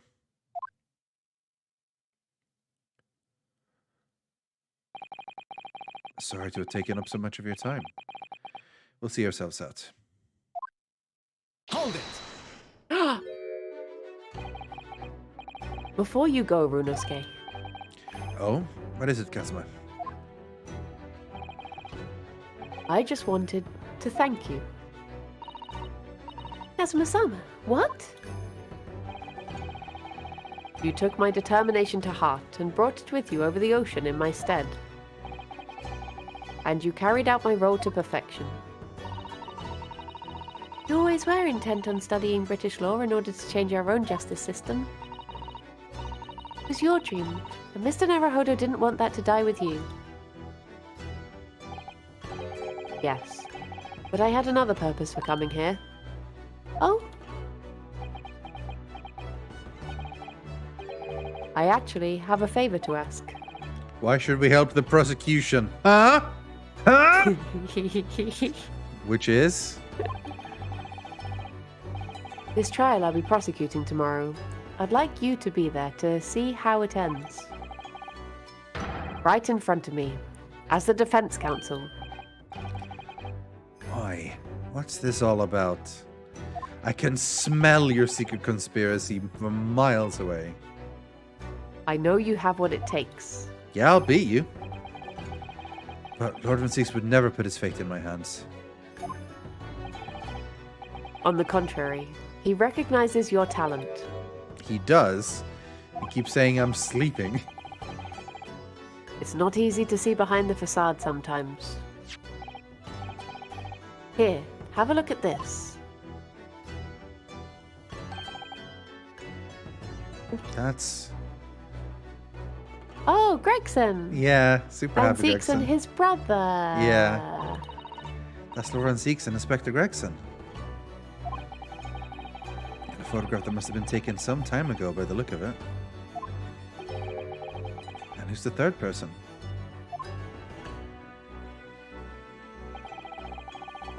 It was displayed very prominently in the detective's office. In Gregson's office, you mean? Yes. What I'm trying to say is, if you really think you can trust the Reaper, you might find that some straight talking makes him take a different view. Take it. Gregson's photograph. I don't understand. Why are you giving me this? Just hurry, Runosuke. Visiting hours at the prison are almost over. What are you doing, Kazuma? Why can't you just tell me? Why this secrecy? Just hit me up when Strongheart isn't here, if that's what you're worried about. Just say it in Japanese. Yeah, exactly. He won't understand.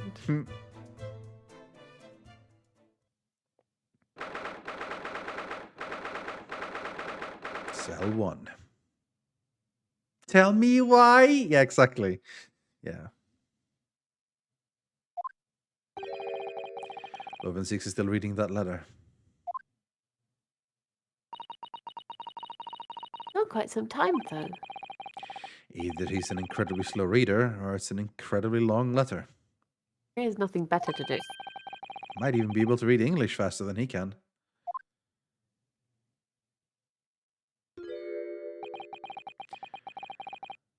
I was intending to ignore you entirely. But I can't turn a deaf ear to such an insulting Nipponese. Oh, sorry. I didn't think you'd hear that.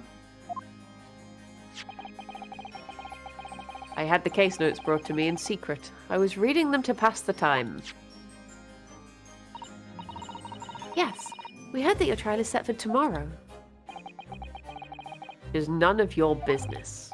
So, have you found a lawyer? How many times must I reiterate the same thing? This has nothing to do with you. In other words, no.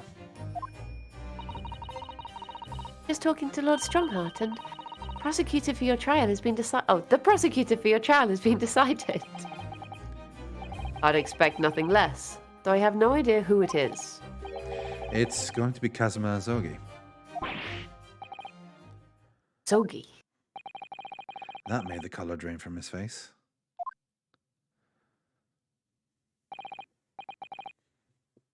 Well then. It seems I'm going to have to engage in conversation with you again after all. Oh God, I'm so sorry for you that you have to speak with me. So if I... Just want to go straight into that? Sure. Oh. I can't press... Oh no, wait. Did I press the wrong thing? You I probably did press court record didn't I? rather than percent, yeah. Take that! Robin Zix, we came by this old photograph. Where did you get that? It was taken when I became... Oh, Oh, it was taken back when I became a qualified prosecutor. Almost unbelievable. I assumed it was long lost. Is the man on the left there? Yes, that's my brother, Clint. The details of the Gregson's photograph has been updated. Maybe they are going to get the Japanese judge to preside over the case. Get all the team back together! It had to be, really.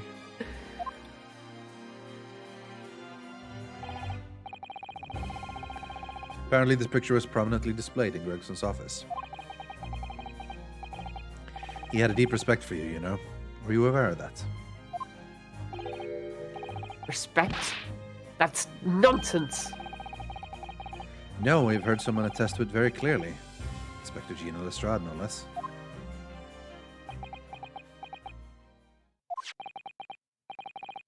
Well, maybe once, yes. There was a time things were like that. We were brothers in arms, jovially discussing the future of justice and other such lofty subject matter. That was a nice glimpse of the past. I thank you. I feel as though I got a nice glimpse of the past then, too. There was a glimmer of light in his eyes, a brief twinkle. Oh. An insight into the true nature of this man known to all as the stone-cold Reaper of the Bailey. And change him.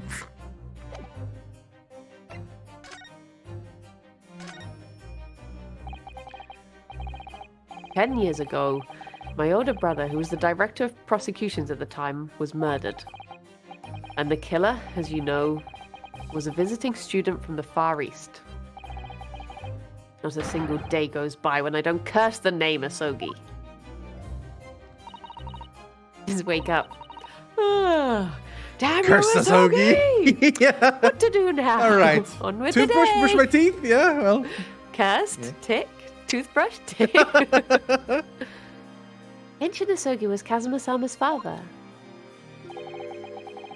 So what cruel twist of fate is this now, 10 years later? The man's son is to crucify me in some kangaroo court? Taking place in Australia. I still don't understand why Lord Strongheart apprenticed Kazuma to you. It's what he does. No doubt he knew of the young man's true identity from the outset. What could he have been hoping to achieve? And let's not forget that it was only 8 days ago that Kazuma recovered from his amnesia. Why would Lord Strongheart assign his trial to somebody like that? Asogi. That name is the very epitome. Very epitome of my bane. Of my bane. Yeah. Epitome of my bane. The bane that is you, Nipponese. My God, stop being so racist! Right, your hatred of all us Japanese.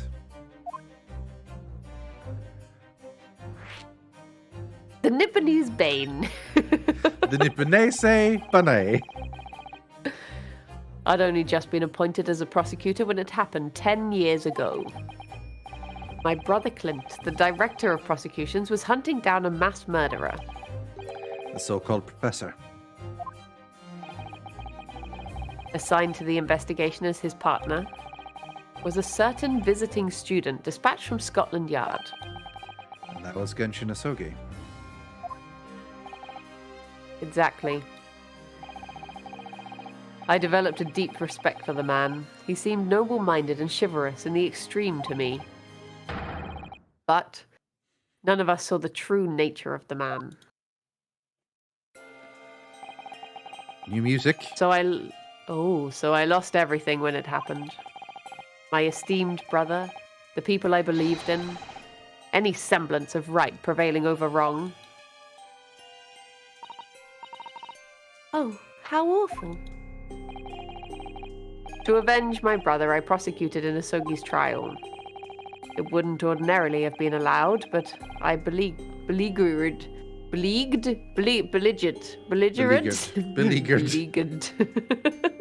the ascribed prosecutor until he consented. What do you mean by the ascribed prosecutor?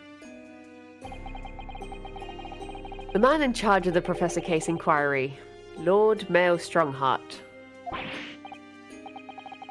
Wait, what? Lord Strongheart?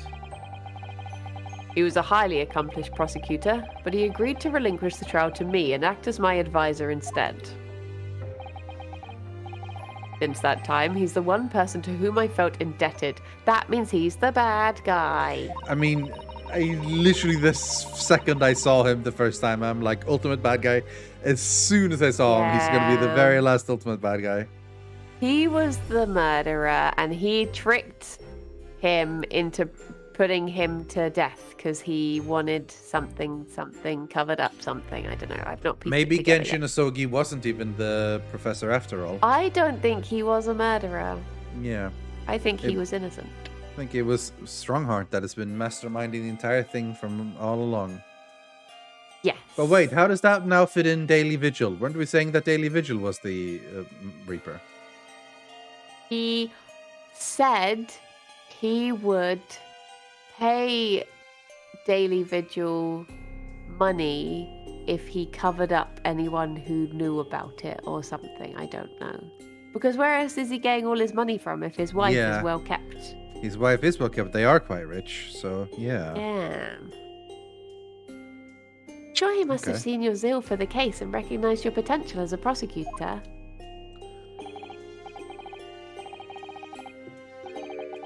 Anyway, time passed, but then earlier this year, who should arrive in London but you? Ah, me! And, of all things, as a lawyer. Daily Vigil doesn't exist in his Gregson. Daily Vigil does exist. We met his wife. And he has only been missing for a day. So he definitely does exist. Yeah. Felt your animosity the first time I ever faced you in the courtroom. Your obvious deep loathing of us Japanese. You see, my racism is fair because I had a bad experience with one of them. That means people can still like me, even though I'm a horrible racist. So, and also now here comes my redemption plot. So, it's okay for everyone to still want me to bang them because I'm actually a good guy, even though I am a racist. You heard it here first, everyone. I kept telling myself it was illogical. But for so many years, that hatred had festered inside me. I could no longer control it. I can understand why. Now I know the history. To repeat, I understand. I don't condone. I understand. But in the same way that I've long felt the Nipponese to be the bane of my life, Kazuma Asogi, I am the bane of his. The Reaper who sent his father to the gallows. Looking for revenge, and he intends to take it in court tomorrow.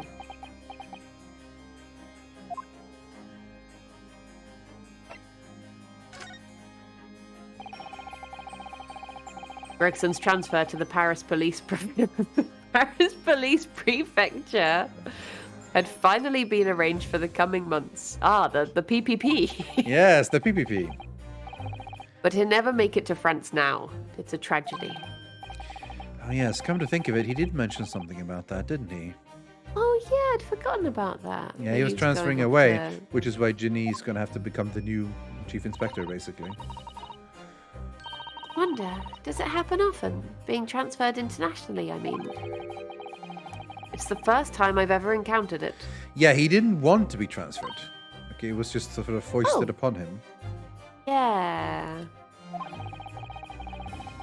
The Paris police welcoming an English detective is almost inconceivable. Can't imagine what kind of magic Gregson must have worked to put that arrangement in place.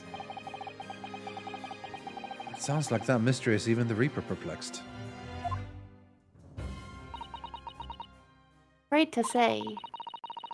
We are very ignorant about Inspector Gregson's standing. We hear that he was considered something of a legend at Scotland Yard.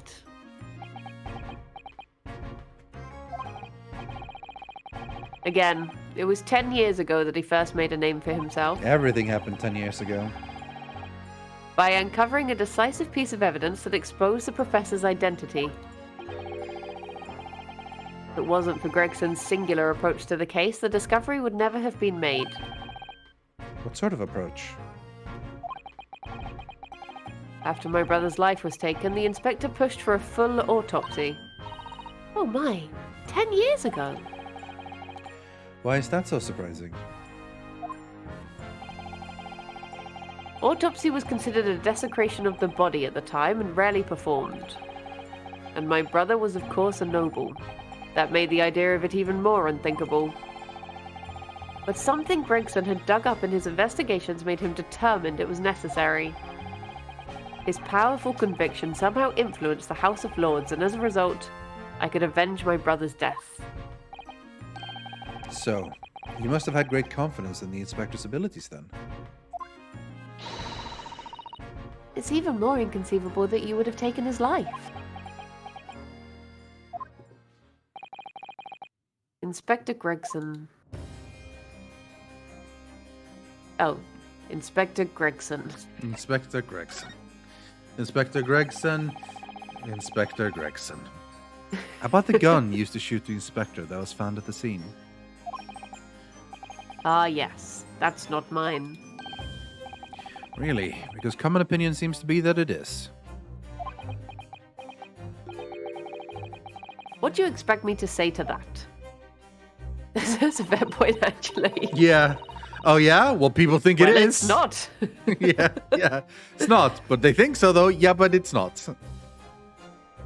Lord Strongheart informs us that you have misplaced your firearm. As embarrassing as that is, I'm afraid it's true. When did you lose it, then? That, I don't know. Oh! I was issued with a revolver when I first became a prosecutor 10 years ago. Everything happened 10 years ago. I must have stowed it somewhere, I suppose. Or left it somewhere, perhaps. Probably used it to open wine bottles. Just used to shoot them off.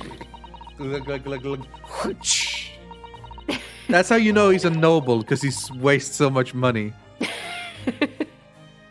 You have something in common with Lord Van Seeks after all, Mr. Naruhodo.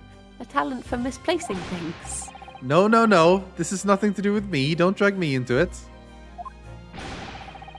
Don't make the mistake of associating me with this, Nipponese. Oh dear. The rift is very wide, isn't it? Yeah, see, I have this thing where I hate racists who hate me, so...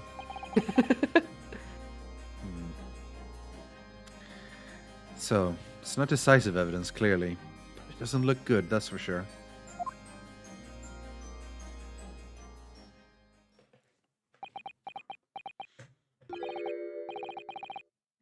Mr. Naruhodo. Oh, that's the first time he's ever used my actual name. I don't think so. Surely he said it before. Maybe not. So I think he's always just called him my learned friend. Yeah, or- stuff like that. I've lost all confidence in my country's justice system. I don't trust the police, the judiciary, or lawyers. But there's still one thing I'm willing to believe in. What's that? The power of song. La da da. What the hell? Imagine if it just turned into a musical. All of a sudden, yeah. That which you see in the eyes of another across the courtroom. A simple determination to know the truth.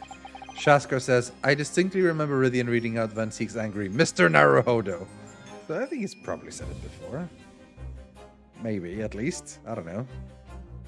Maybe not. Who knows? Lord Van Seeks.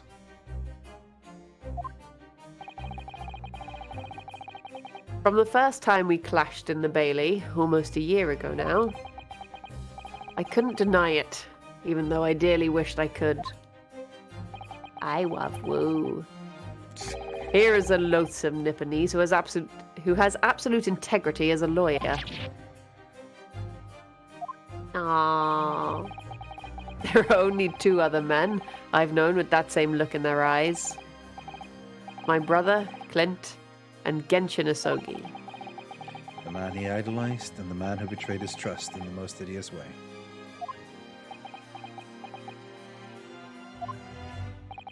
I mean, are we...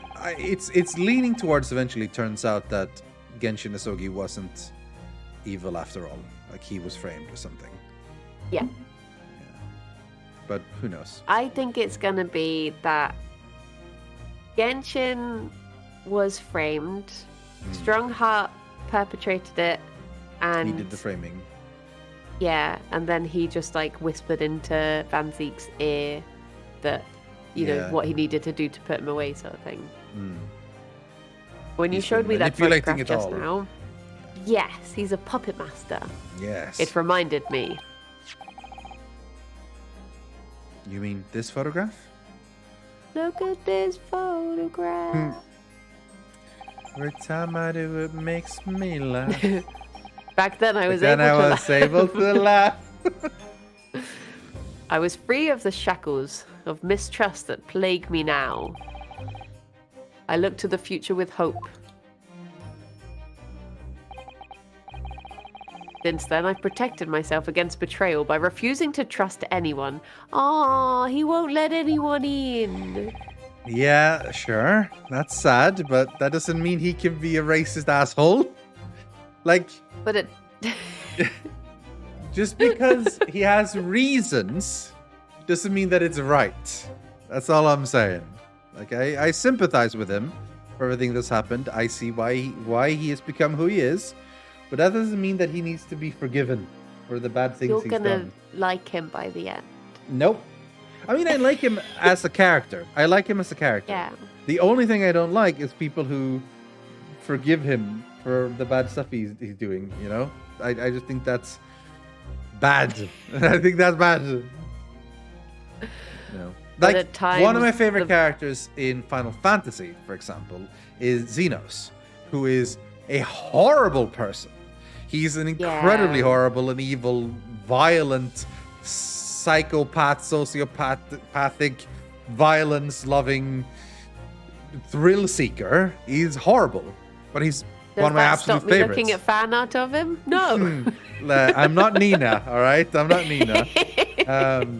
To be fair, while I love him, I don't love him 100% as much as Nina loves him. Nina really likes Xenos.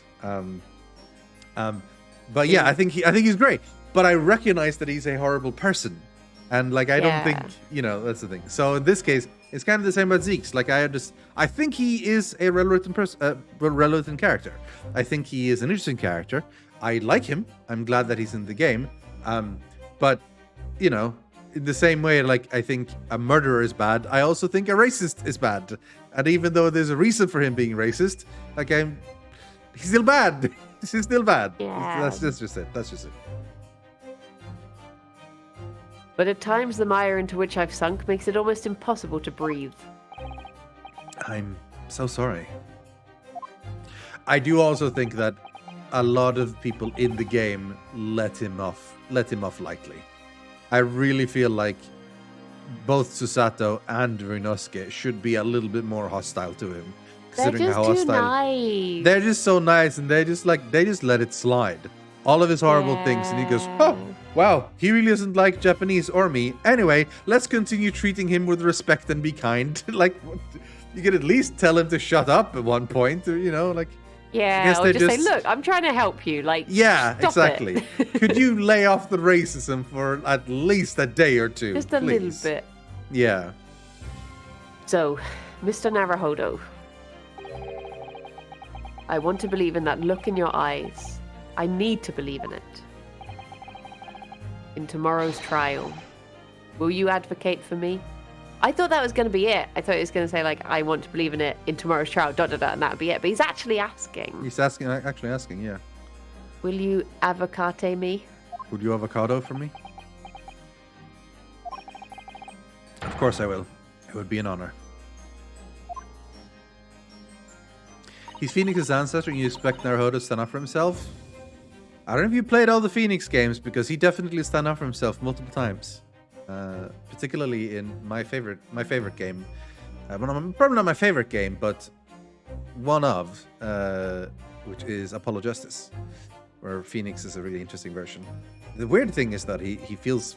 Oh, this is a long Phoenix Wright rant. We'll go into that some other time. I'm so pleased, Mr. Naruhodo. Then my life is in your hands. Not just my life. You win. For Lord Zix. That must have been an incredibly hard thing to ask. Yeah, oh no. Poor racist person has to trust someone who was born in Japan. Oh! Which is why I simply cannot let the man down. Tomorrow, in the Old Bailey, against my old friend Kazuma. I love the exclamation mark there. Against my old friend Kazuma! I should think that's how it's meant to be. Kazuma! Yeah, I know Fire Me Out. I'm really waiting for the second Ace Attorney trilogy to be released. Because as much as I love the original trilogy, it's been re-released and re-released and re-released so many times. And I've played the games and seen the games played so many times. It's time for Apollo Justice, Dual Destinies, and Spirit of Justice. We need those games to be remastered and put on something else than the 3DS and the DDS. It's time. We need them. Because I would love to go through them, because they are some of my favorites. They are really good, I find. All right, that's a pretty decent place to stop. It's a little bit early, but like these are good moments, I know I feel it feels guilty because we talked for an hour first, and then we've only really done 2 hours, a little bit, but this is a good place to stop. Maybe next time we don't talk for quite as long, and we'll maybe manage to go through the entire trial or something. That's good. Yeah. Nice. It feels so weird that this isn't like the final case? The final one. Yeah. Because this feels very like everything's coming together now. It absolutely does, yeah. What's going to happen afterwards? I'm really confused, yeah. You'll talk for as long. Yeah, maybe. But if so, we'll go a little bit longer. Like, we tend to go until it's either we have to go or we start getting tired. Or we reach our moments like this where like, okay, this is a good place to stop it, like literally in the moment between where the autosaves happen, basically. Yeah. Oh yeah, still Iris's dad. I guess we've got to... Yeah, we've got that whole thing going on as well, I suppose. Connected somehow. Well, probably because they all came here with Genshin Asogi, remember? Maybe it's going to be like, in this case, we find out that Genshin Asogi wasn't a bad guy, and then that leads to other revelations that we do in the next case or something. Because there's something about there's still the thing about the hound, remember? Like the professor was using a hound to kill or something like it. I mean, it's a lot of exciting stuff coming.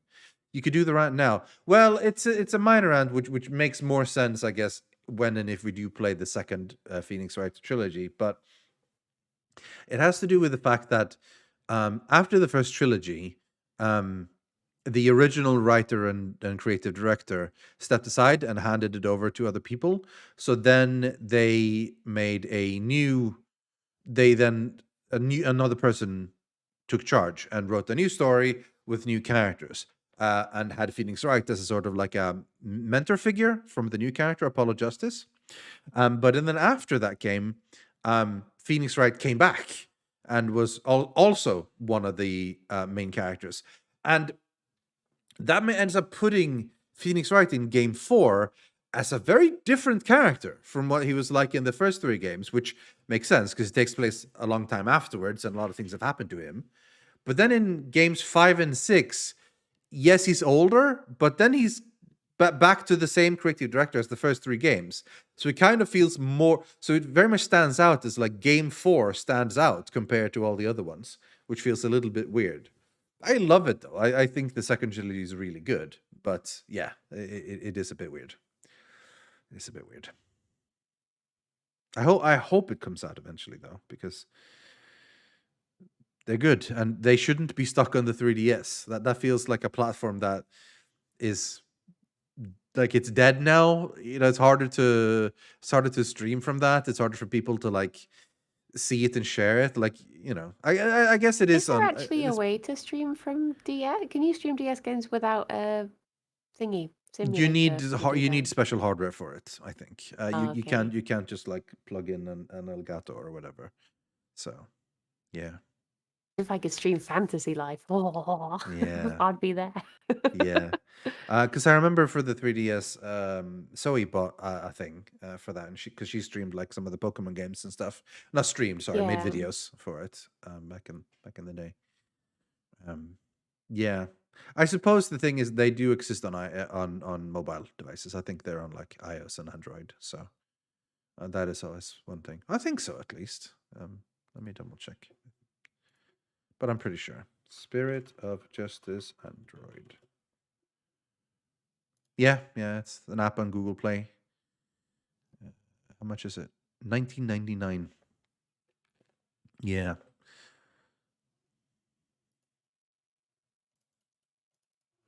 Anyway, so I guess that's honestly probably easier to play. You can get like an Android emulator on your PC and basically just like run an Android operating system from it, pretty much. But yeah, we need a Switch re-release and a PC re-release. That's honestly what we need. Just a remaster, like make them look as nice as the original trilogy, and just go for it. I think that's good. It's good. That's it for us today. Thanks for watching, everyone. Yeah. Hope you had fun. We'll be back with more of this next week. We're good for Friday next week as well, right? Yes. It is the 28th. I think we're good. Next week, we will be doing a bunch of stuff. There is possibly a special event on Thursday, which I think both of us will be involved in. Yes, whether together or not, we don't know yet. Yes, so keep an eye on that. But other than that, you can come check Briony's Bunnies in the mornings and random fun streams, and I'll be streaming other games. Well, I finished XCOM this Tuesday, so yesterday I played 2 random games, which were neat. I'm gonna probably try out a few more one-shot games until we hit something else. You should try out the new Mario Rabbids game. I'm not just saying that because I got a brand for it. I genuinely think it was actually just really fun. It's just like a Babby XCOM. I played and finished the first Rabbids game on stream, and I really enjoyed it. Here's the thing, though. In Spark of Hope, is Beepo still around? Yes, that's the flying No! Beepo was the worst thing about the first one. Because do you feel about Beepo how I feel about Claptrap? Yes. I could not play those games because I was like, just shut up. Yeah, that's literally what I was thinking. Because the Rabbids game was pretty funny. There was a lot of funny stuff going on. It was kind of wacky. It was neat. It was cool. But Beepo was there to ruin every joke. He ruined every joke by over-explaining them.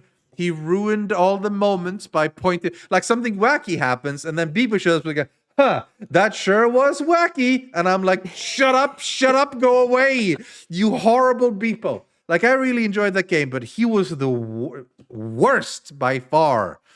I really hated him. If you hate the joke in Rabbids when you hate... See, I didn't necessarily hate the jokes. I think overall it was pretty funny. And I like Rabbids. Like, sue me. I actually think Rabbids are kind of funny. I think they're funny. I just do. But Beepa ruined everything with his dialogue. Yeah, so that's fair, dude. So I'm sad to hear that he's back. I tried the DLC once for the Donkey Kong DLC for the original one, but it was too far from when I had played it, and it was way too hard. I just got absolutely wrecked, so I never finished the DLC. Yeah. It's one of those things where, like, you play a game and then the DLC is meant to basically pick up right after when you're still at that level. But it's been so long since I played, so I just lost. I have that with the Breath of the Wild DLC. I'm like, I Yeah. want to do it because I love that game so much, but I Yeah, can't me too. remember any of it. Yeah. DLC is very good too. I really enjoyed it. So something to do one day, I suppose. Anyway, yeah, so I think I would probably enjoy it actually, but yeah. I would have loved it more if Beepo was gone, because he's the worst. Aww. Yeah. What else are you playing? You finished your brand deal with it, right? Yes. Yeah. I had 2 So days you've got on other that stuff this to plan. week. Do you have a longer game you're playing, or are you trying out some minor I'm trying out stuff? bits and bobs because, like, next week's all a bit all over the place because I've got the Plate Up thing releases on Tuesday, so I think I'm doing a stream for that. Yeah. But then I'd also, for like a month now, I've been trying to arrange a Plate Up stream with some other friends, and that's landed on Monday as the first day that we're all free, and then Thursday is Secret Thing. But also Frog Detective releases on Thursday, so I'm sort of like, oh, could I play some Frog Detective before? So it's only really Wednesday next week that I actually have to do anything. So I'm like, do I want to start something on that day, or should I just do like a random thing because I can't really get into it fully, so I don't really know. I've started playing Coral Island just in my own time, so I might just show people the progress, because all I've done really is just like the initial running around meeting everyone, which isn't the particularly interesting part. So maybe I could just show people that picked up from that. I don't know. mean, Coral Island apparently is quite good. It's not multiplayer, but I mean, Stardew didn't have multiplayer for ages, and I still love that. So yeah, I obviously see myself getting into it is nice, and I like that the people don't have big heads, because I hate character design where they've just got massive heads. That 'Cause should be I don't know design, why yeah. it bothers me so much, but it does. Did you ever play Disney Dreamlight Valley? No, but that was on It's Game the- Pass, wasn't it? Yeah, it's the Disney Stardew game, which apparently is actually quite good, which surprises me. Like, it seemed like it was going to be some, money grub basically, but apparently it's actually quite good. So I don't know. I haven't felt the itch for a Stardew like in a while, because we just finished ours, and after that I'm like, oh, I'm done for a while. But soon enough I'll get it again, I'm sure. And I'm wondering which one we'll try. Like, there was Dinkum, which I think is still early access, right? And then there was this Coral Island. There was a few others that were tried, like the Potion game, which was apparently. And then there was some other game that there's so many farming games that came out. There's a bunch of Yeah.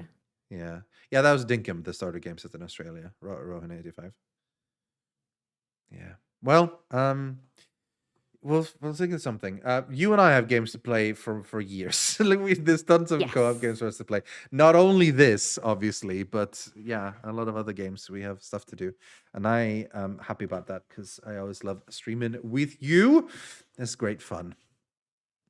Oh, I'll tell you what's happening tomorrow. Yeah. There's an episode of Comfort Zone coming out in which I had a dream with you in that I talk about.